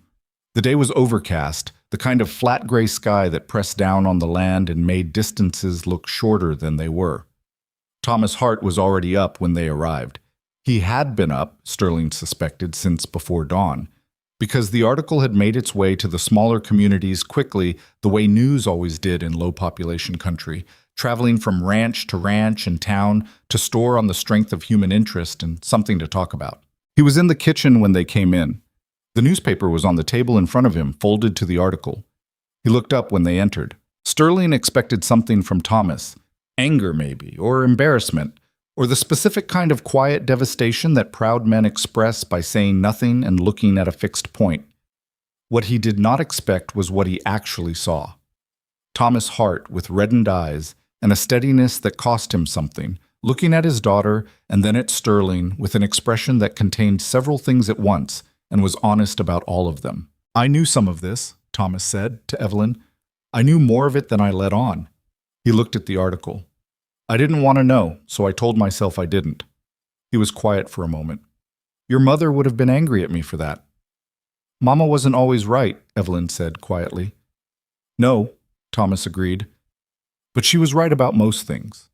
He looked at Sterling. "You put your name to this." "Yes," Sterling said. "Your reputation." "Yes." Thomas looked at him the way he had the very first morning, with the direct assessing gaze that didn't perform anything. "I don't have a way to pay that back," he said. "You don't need to," Sterling said. Thomas looked at his hands on the table. "The loan," he said. "What happens to it now?" "Roswell has filed the conflict of interest documentation with the court," Sterling said. "Any attempt to accelerate or call the note will be challenged immediately, and the circumstances will be a matter of public record given the article." He paused. "Crow's lawyers know that. The most likely outcome is that they negotiate a transfer of the loan to an independent lender at its current terms.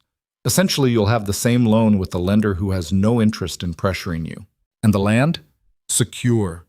Your deed is clean. The survey of the creek fork is clear." Sterling kept his voice level. "He can't take what he doesn't have a legal claim to, and we've spent 3 weeks making sure he has no legal claim to anything on this property." Thomas was quiet for a long time. Outside the window, the gray sky was beginning to show a thin line of lighter gray at the horizon, the kind of break that sometimes meant the overcast would lift by afternoon. "Evie," Thomas said, finally. She looked at her father. I'm sorry," he said, "that you've been carrying this for this long." The words came out stiffly, as they did with men who were not practiced at saying them, but they came out whole. "I should have—" He stopped. "I should have asked more questions about where you went and why, about what was happening." He looked at the table. "I let you carry things because it was easier to let you carry them." Evelyn looked at her father for a long moment. Then she sat down next to him at the table. "I know," she said, "and I let you because She paused. "Because it was easier for me to carry them than to watch you struggle with them." They looked at each other with the particular honesty that comes between people who have been through something together and have stopped managing each other's feelings. Sterling went to the window and looked out at the property because it was not his moment, and he understood that. Crow's next move came 4 days after the article, and it was the clumsiest thing he had done yet, which told Sterling more clearly than anything that the pressure was working. 2 men arrived at the Whitaker ranch just after midday. Not from Crow's regular legal team, but men Sterling did not recognize, hired out of somewhere, with the look of people accustomed to operating in the space between threat and action. They did not come to the house. They went to the south pasture, where 3 of the hands were working the fence line, and they told Pete, the youngest, because he was the youngest, that Sterling Whitaker would do well to consider the cost of continuing his current course of action, and that accidents happened on working ranches, and that a man with as many cattle as Whitaker had a lot to lose. Pete was 16 years old and trying to pass for 18, and he was scared, and he handled it exactly right. He said nothing, waited until the men rode off, and went directly to Hank. Hank came to Sterling within the hour. Sterling listened. Then he walked out to the south pasture himself and found Pete still working on the fence, moving with the focused energy of someone who needed to do something with his hands. "You did right," Sterling said. Pete kept working. "They weren't going to do anything right then," he said. "I could tell. They were just talking." "Yes," Sterling said, "but talking is information. What are you going to do?" Sterling looked across the pasture. "What I've been doing," he said, "building the record." He rode to town that afternoon and filed a report with the county sheriff, a man named Aldous Webb, who was adequate at his job in the way of men who had taken a position because it was available and had since become competent through repetition rather than calling. Webb listened, wrote it down, looked uncomfortable. "I can send a deputy out to the saloon," Webb said. "Talk to Crow." "I'd rather you documented the report and then visited Crow's lawyers," Sterling said. "Let them know that any further intimidation of my employees will result in formal criminal charges, and that those charges will be filed alongside the existing civil complaint." He paused. "I'd like the documentation to show that this visit to the sheriff happened. That's more useful right now than a deputy asking questions at the saloon." Webb looked at him. "You're building a record." "Yes," Sterling said. "What are you building it toward?" Sterling looked out Webb's window at the main street of Harlan's Creek, Garrett's store, the livery, the saloon where Crow's coach was probably still parked, toward the point where continuing to fight costs him more than letting go, he said. That evening, Roswell came to him with something new. He'd been corresponding with a land attorney in 2 counties north who had been quietly compiling information about Crow's activities there, properties he'd looked at, approached, and in 2 cases partially acquired before those counties' residents had organized enough resistance to slow him down. The attorney's name was Burnham, and what he had was a document trail from a court proceeding 2 years earlier in which Crow's methods had been described by a judge, in the court record, as commercially aggressive to a degree that warrants scrutiny. It was not a finding of wrongdoing, but it was a judge saying, in official language, that what Crow was doing deserved a close look, and it was on the record. Combined with what we have here, Roswell said, this establishes that the pattern is not local. It's not one county. It's territorial in scope. He looked at Sterling. "I want to send this to the land office complaint, and to Pruitt." "Do it," Sterling said. Roswell sent both wires that night. The following morning, Sterling was at breakfast. The first time in weeks he had actually sat at the table with his hands rather than eating in the kitchen or his office. When Hank said, without looking up from his plate, "Boys want to know if there's anything they can do about the Crow situation." Sterling looked at him. "They talked about it last night in the bunkhouse," Hank said, with the slightly careful air of a man reporting something he hadn't been asked to report but had decided was relevant. "After what happened with Pete, they're not," he chose his words, "they're not sitting easy with the idea that someone came on this property and talked to one of ours that way." Sterling looked around the table. 8 faces, various ages, various degrees of being willing to look at him directly. Pete was at the end, looking at his biscuit. "It's being handled," Sterling said. "Legally." "We know that," Hank said, "but legally takes time, and in the meantime," he paused, "we're asking." Sterling looked at his foreman, then at the table generally, something he hadn't quite expected, or perhaps had not let himself expect, settled in his chest. "Keep doing your jobs well," he said. That's the best thing you can do. A ranch that runs well is harder to threaten than one with cracks in it." He paused. "And if anyone approaches any of you again, you walk away and you come straight to me. Nobody engages, nobody responds, nobody gives them anything to use." He looked at Pete. "What you did was exactly right." Pete looked up from his biscuit. He nodded once, with the contained seriousness of someone who hadn't quite known that until it was said aloud. The table went back to breakfast. Evelyn came through from the kitchen with another pan of biscuits, set them down, and went back without ceremony. But Sterling had caught, as she turned, the small change in her expression that meant she'd heard most of what was said. On the 9th day after the article ran, Kellner and Associates sent a new communication, not a counterfiling this time, but a letter addressed to Roswell, formally requesting a meeting to discuss settlement of the existing complaints. It was 2 paragraphs, precise and without warmth, and it did not use Crow's name anywhere, which told Sterling everything he needed to know about the current state of Crow's confidence. Roswell read it. Then he looked at Sterling across the desk with the careful expression of a man managing his own reactions. "He wants to talk," Sterling said. "His lawyers do," Roswell said. "That's different. It means Crow himself may not be entirely in control of this anymore. When clients start listening to lawyers instead of directing them, it usually means the clients have gotten scared." He set the letter down. "I want to be honest with you. This doesn't mean it's over. Settlement conversations can collapse. He may be buying time. Or he may be done," Sterling said. "Possibly." Roswell was quiet for a moment. "How do you want to handle it?" Sterling thought.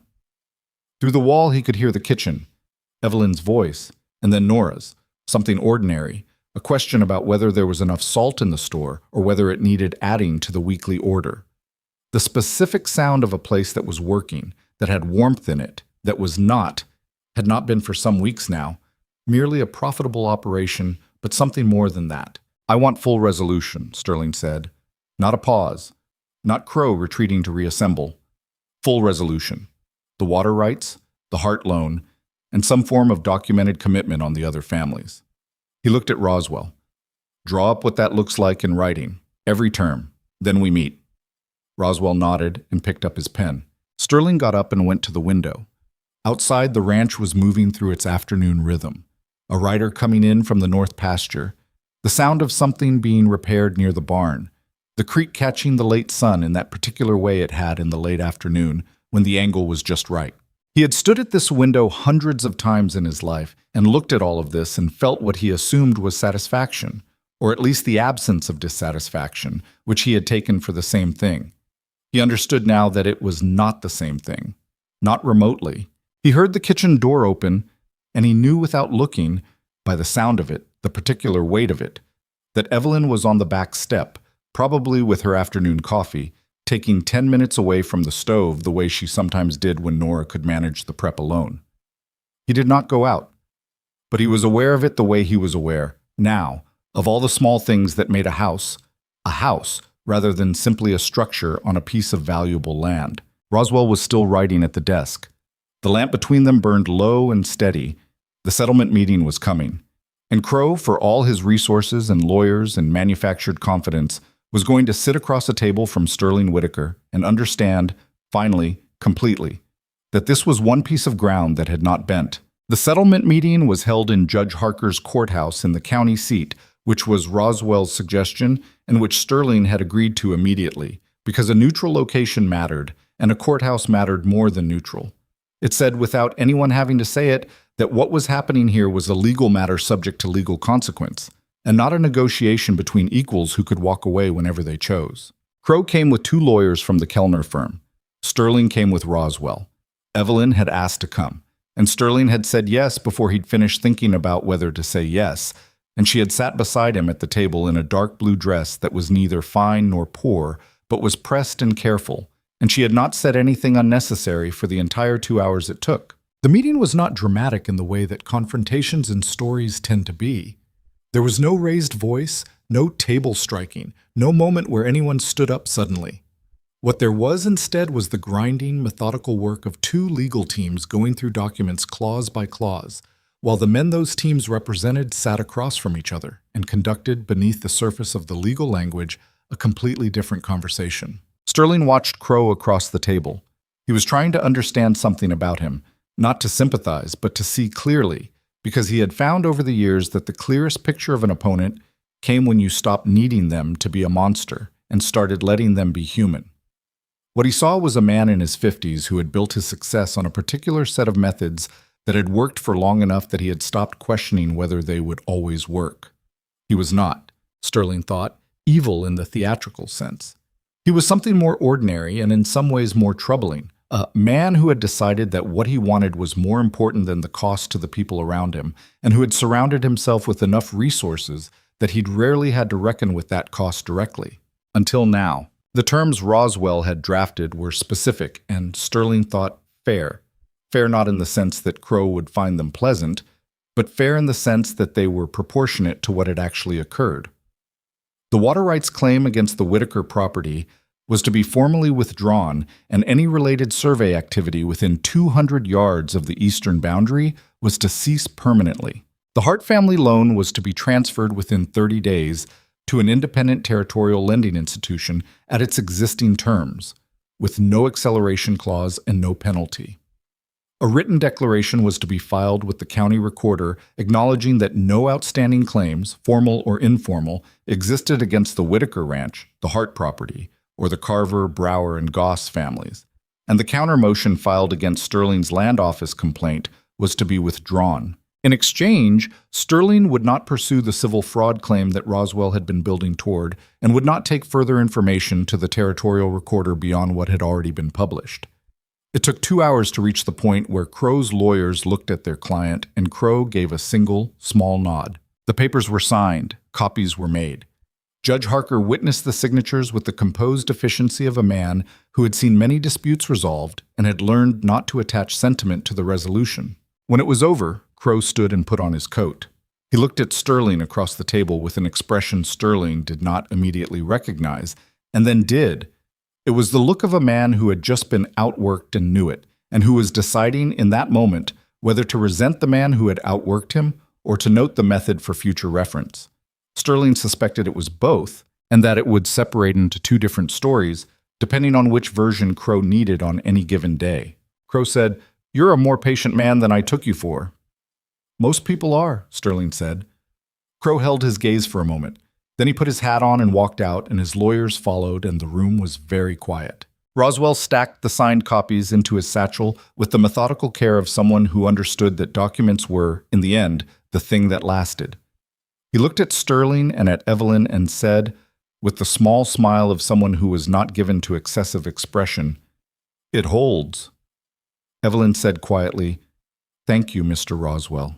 "It was good work," Roswell said. "All of it." He glanced at Sterling. "I'll file the copies with the county recorder this afternoon and send one set to Burnham in the North counties. He'll want to know the outcome." He picked up his satchel. "I expect Crow will redirect his interests eastward, further from here. He's not the type to rebuild in a place where he's lost." He paused at the door. "That's not justice exactly, but it's close enough that I don't feel the need to apologize for it." Then he left, and Sterling and Evelyn were alone in the empty room with the afternoon light coming through the courthouse windows at an angle that was almost severe, cutting across the table where the papers had been and laying a long stripe of gold on the wooden floor. Sterling became aware that Evelyn had not moved since Crow left. She was still seated, looking at the table, her hands folded in front of her. He did not say anything for a moment. "It's done," he said finally. She looked up. Something moved across her face. Not relief, not joy, but something more complicated and more honest than either. The long exhale of a person who has been braced for a long time and has just been told they can stop. "My father," she said. "I'll send a wire from the post office before we ride back," Sterling said. "He'll know before evening." She nodded, pressed her lips together briefly, the way she did when she was holding something. Then she said, and her voice was steady, "I don't know how to—" She stopped, started again. "What you did for him, for his land. He would not have—" She stopped again. "You don't need to," Sterling said. "I know you keep saying that," she said, "but She looked at him directly. "It matters to me. That it happened. That you made it happen." She held his gaze. I'm not good at owing people things. You don't owe me anything, he said. That's not... She paused. I'm not talking about debt. I'm talking about... She seemed to be working to find the exact right word for something she did not often put into words. Gratitude that has weight to it. That isn't just politeness. She looked at the table, then back at him. The kind where you feel it in your chest. The courthouse was very quiet. Outside somewhere, a horse moved on the road. I know that kind, Sterling said. I've been feeling something similar for a while. She held his gaze. That's different, she said carefully. Yes, he agreed. It is. The afternoon light moved very slightly across the floor as a cloud passed somewhere outside. Neither of them moved. I'm not easy to be around, she said after a moment. Not as apology, but as fact. I know that. She seemed to search for the word and settle on the honest one. Difficult. I have opinions about how things should be done, and I don't give them up easily. And I don't perform softness I don't feel, and I've spent long enough managing everything myself that I don't let things in easily. I know, Sterling said. And you're not... She looked at him with something that was almost amusement and almost exasperation and was entirely her. You're not easy either. You keep everything at a distance. You calculate before you feel anything. You'd rather do 12 practical things for a person than say one true thing to them. That's also true, he said. So, she said. So, he agreed. They sat for a moment with all of it laid out between them, none of it resolved, all of it honest. I'd like to stay, she said, finally. At the ranch. Not because the work requires it, nor is good enough now that the kitchen can manage more independently. She paused. I'd like to stay because, she said it plainly, the way she did everything that mattered. Because it's the first place in a long time where I felt like what I do is actually part of something. Not just labor, part of a place that has, she searched for it, weight, meaning, a future. Sterling looked at her. There was a great deal he wanted to say, and most of it would have come out wrong, and he knew it. He was not a man who did this kind of thing gracefully. He had not had occasion to practice. He said, I'd like you to stay. It was not everything, but it was enough that they both understood what it stood for. She held his gaze for a moment longer. Then she straightened, the way she always did when something had been decided. We should send that wire, she said. My father will worry. Yes, he said. They walked out of the courthouse together into the afternoon. The wire reached Thomas Hart before supper. He read it at the kitchen table and then sat there for a long time with his hands flat on the surface, the way Sterling had seen him sit before. But this time it was not the stillness of a man containing grief. It was the stillness of a man letting something in.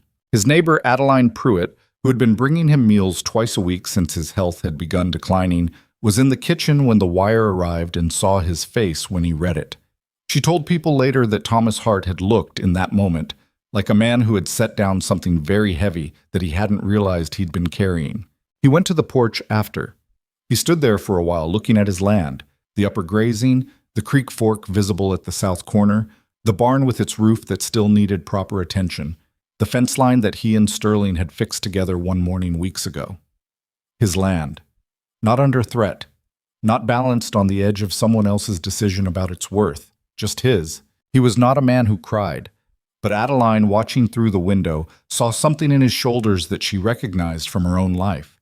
The particular movement of a person who has stopped pretending everything is fine and allowed themselves, very briefly, to be human about it.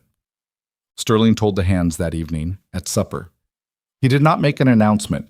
He simply mentioned it as one mentions weather or the condition of the south fence, because it was information they were owed and not a performance. He told them the water rights claim had been withdrawn, the complaints resolved, and that the ranch was in the same position it had been before Crow arrived, except that the position was now documented and defended and would be harder to challenge in the future. There was a moment of quiet. Then old Tomas, who had worked the property since Sterling's father's time, and who was not known for expressing himself in groups, said, "Good." And that was the table's verdict, delivered in one word, which Sterling thought was exactly right. Evelyn, who was serving from the kitchen, did not come out for the announcement, but she came out shortly after with a dried apple pie that nobody had been told to expect, and that, by any objective measure, did not need to be explained.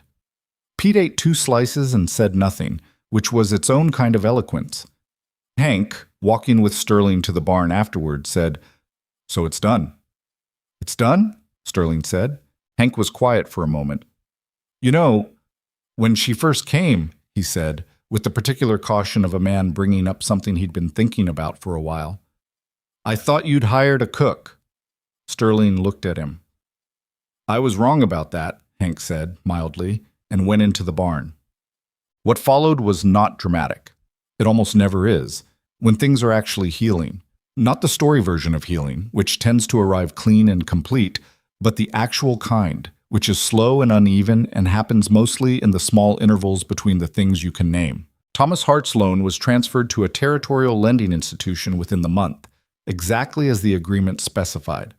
The note carried the same terms, and the new lender had no interest in anything but the loan itself. Thomas made his next payment on schedule, and the one after that, and the one after that. The roof got fixed in early summer when Sterling sent 2 of his men over with materials and a morning's work, which Thomas accepted with a kind of gruff dignity that was, Evelyn explained to Sterling privately, the closest her father came to saying thank you. Douglas Carver filed a formal inquiry with the Territorial Land Office regarding the circumstances of his mother's water access sale. It was a slow process, and the outcome was uncertain, but it was on record, which was more than it had been before. The Brower family, who had been the most reluctant to involve themselves publicly, quietly retained Roswell for a separate matter related to a survey dispute on their eastern boundary that turned out, when properly examined, to have been manufactured in a manner consistent with everything else. Pruitt published a follow-up article in the Territorial Recorder 3 weeks after the settlement. It was shorter than the first piece and less dramatic, and more important, it documented the settlement terms and noted that Crow's operations in the county had effectively ceased. It also mentioned in the second-to-last paragraph that inquiries from 2 other counties in the territory had been received by the Land Office regarding similar patterns of commercial pressure. Whether anything came of those inquiries was not Sterling's to control, but the record existed, and records had a way of mattering when people needed them to. Roswell left in early June. On his last morning, he had breakfast at the table with the hands. Evelyn made eggs and good biscuits, the kind with the crisp bottom, which Roswell had mentioned once and apparently never forgotten. And then he shook hands around the table and went out to where his horse was saddled. Sterling walked him out. "You build good things," Roswell said, looking at the ranch in the morning light. "Not just the land." Sterling looked at him. "The people," Roswell said, without elaboration. He mounted his horse. "If you ever need a lawyer again, for anything, you know where to find me." He looked at Sterling with a slight directness that was, Sterling thought, a lawyer's way of not saying something obvious. "Don't wait too long on the things that matter. You're a patient man. Patient is useful. Patient can also be a way of not doing the thing you already know you should do." Then he rode out, and Sterling stood in the yard and watched him go, and felt the specific sensation of someone saying something true in a way that couldn't be argued with. He asked her on a Thursday evening, which in his experience was when the most significant things happened. Not a moment he'd planned or prepared for particularly, but one that arrived with the specific gravity of something that had been moving toward him for a long time. They were on the back step. She with her coffee, he with his, both of them watching the last of the sunset drain out of the sky over the western ridge. It was a habit they had fallen into over the weeks, not deliberately, but in the way that 2 people who share a space and the same sense of when to stop working start to find each other at the edges of the day. He had been thinking about what Roswell said. He had also been thinking about his father and about the particular cost of waiting so long to allow yourself something that the something became unavailable. He was not his father. He had decided that a long time ago and then spent a considerable portion of his life quietly becoming him anyway, which was one of the more ordinary and depressing human habits.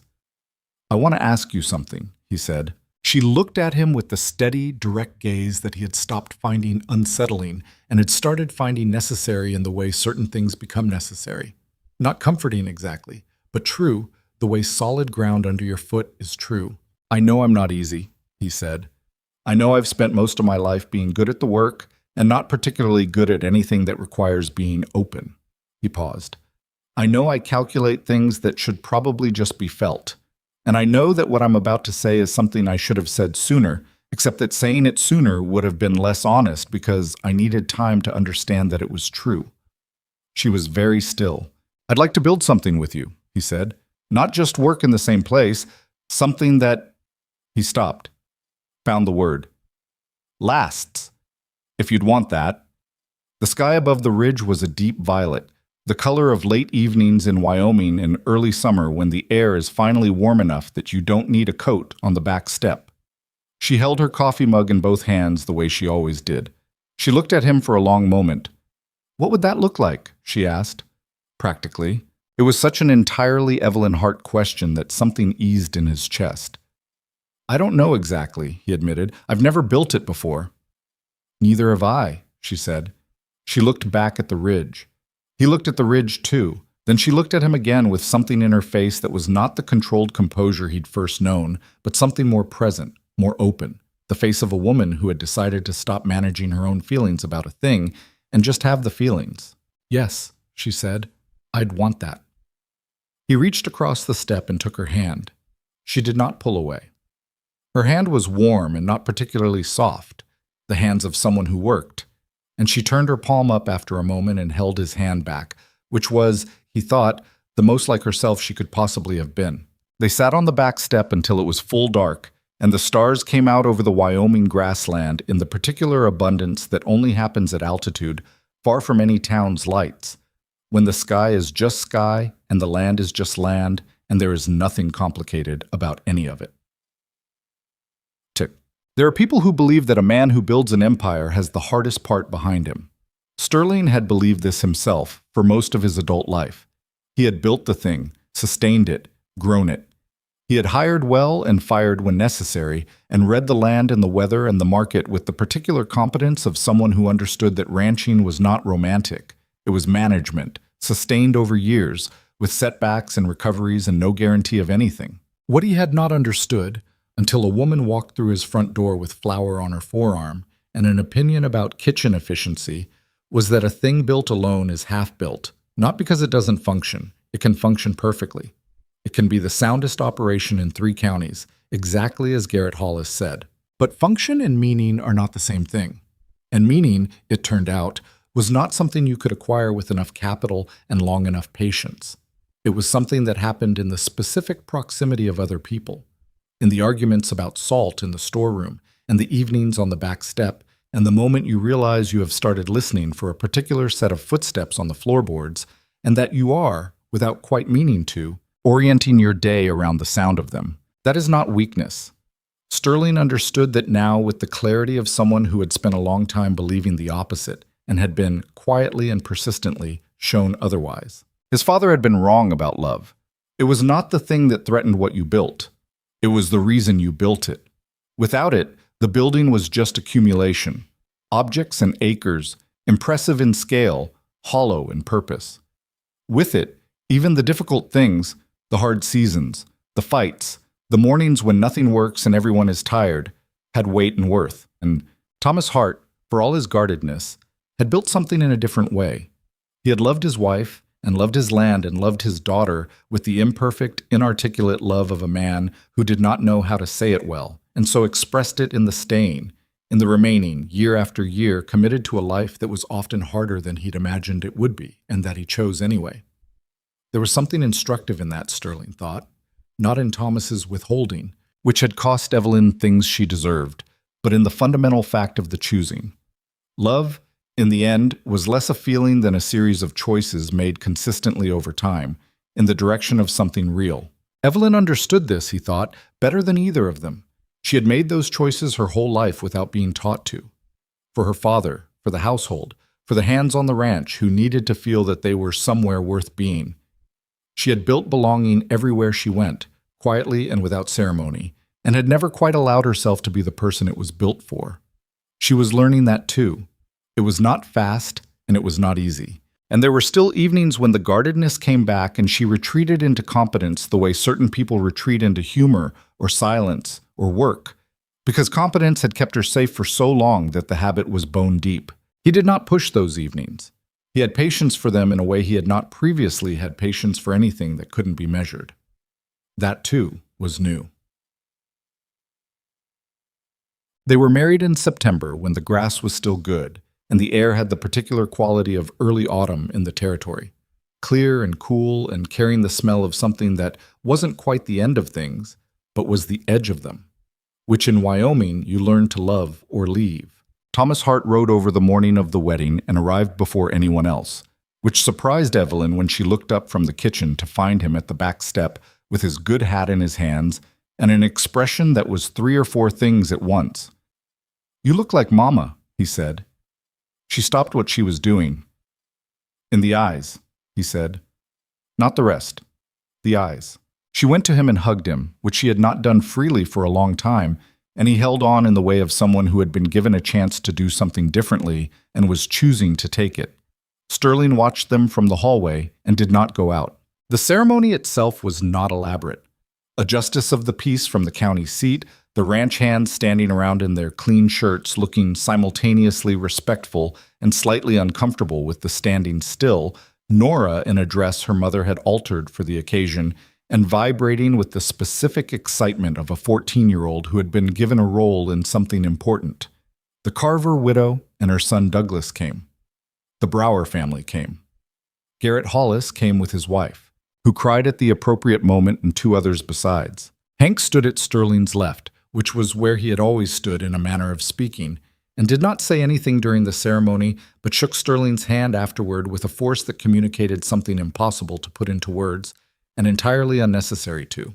Old Tomas, who had worked the Whitaker land for 31 years and had seen one previous generation live and die on it, stood at the back and watched the whole thing with the expression of someone who had been waiting a long time for an outcome that seemed obvious and had stopped being surprised when people took the long route to arrive at it. "Took him long enough?" Tomas said to Hank afterward quietly. "He got there," Hank said. "I suppose that's the part that matters," Thomas agreed. The wedding supper was held in the ranch's main room and spilled out onto the porch when the inside got crowded, which happened faster than Sterling had anticipated. People brought things: a pie from the Carver widow, a cured ham from the Browers, bread from Adeline Pruitt, who had driven 14 miles and seemed entirely pleased to have done so. The table was crowded and imperfect, and someone knocked a pitcher of water onto the floor, and there was a brief chaotic interval of people trying to help and getting in each other's way. And it was, Sterling thought, watching it from the doorway, the best thing that had happened in this house in as long as he could remember. Evelyn moved through it all with the specific ease of someone who is in exactly the right place. Not performing ease, not managing the room the way she sometimes managed the kitchen, but actually at ease, which was different in a way he had learned to distinguish. She laughed at something Douglas Carver said. She helped Nora with the pie without making it feel like help. She sat next to her father for 20 minutes in the corner, and they talked with the quiet intensity of 2 people catching up on something they'd been postponing. And when she came back, there was color in her face that wasn't from the kitchen warmth. Later, when most of the guests had gone and the hands had drifted back to the bunkhouse, and the room was warm and quiet with the remnant mess of a good evening, Sterling found her at the kitchen work table with her sleeves rolled up, washing dishes, because she was Evelyn, and she was not the kind of person who left dishes for morning when she could do them now. He stood in the doorway. "You don't have to do that tonight," he said. "I know," she said, not stopping. He went in and picked up a drying cloth and stood beside her. "Sterling," she said. "What?" "It's our wedding." "Yes," he agreed, "and the dishes won't do themselves." She looked at him sidelong, and what was on her face was not the almost smile he had learned to read in those first weeks, not the controlled expression of a woman managing what she showed. It was the actual thing, warm and real and completely without guard. "You," she said, "are impossible." "I've been told," he said. He dried the dishes she washed, and outside the creek ran on in the dark, cold and clear, feeding the land the way it always had and would continue to. The same water moving through the same valley in its own determined course, indifferent to the business of the people it sustained and essential to them anyway. The creek did not know what it had nearly been. The land did not know how close it had come. Only the people did. The people who had spent weeks assembling the careful architecture of resistance, who had learned in the process that the opposite of isolation was not mere proximity, but the specific willingness to be known by someone and to know them back, with all the difficulty that required and all the reward it produced. Sterling Whitaker had built his empire on patience and competence and the deliberate exclusion of risk. He understood now what that had cost him. Not in any dramatic, irreversible way. He had not lost years he couldn't have back. Not many. He had simply spent a long time in a house that worked perfectly and felt like very little. It did not feel like very little anymore. The last dish was dried and set on the shelf. Evelyn dried her hands. The kitchen was clean and quiet and warm, and outside the Wyoming night was enormous and entirely indifferent in the way only very large things can be, under which the small warm light of a working ranch was its own kind of answer. She turned to him. "All right," she said. "The dishes are done." "Yes," he said. He took her hand, the way he had on the back step in early summer, her palm turning up to meet his, warm and sure. They stood in the kitchen for a moment, in no particular hurry to be anywhere else, because there was nowhere else that was better than here, and they both knew it. Some things take a long time to become what they were always going to be. That is not a failure of the people involved. It is simply the nature of real things, which do not hurry and do not pretend, and which, when they finally arrive, are worth every long and difficult mile of the getting there.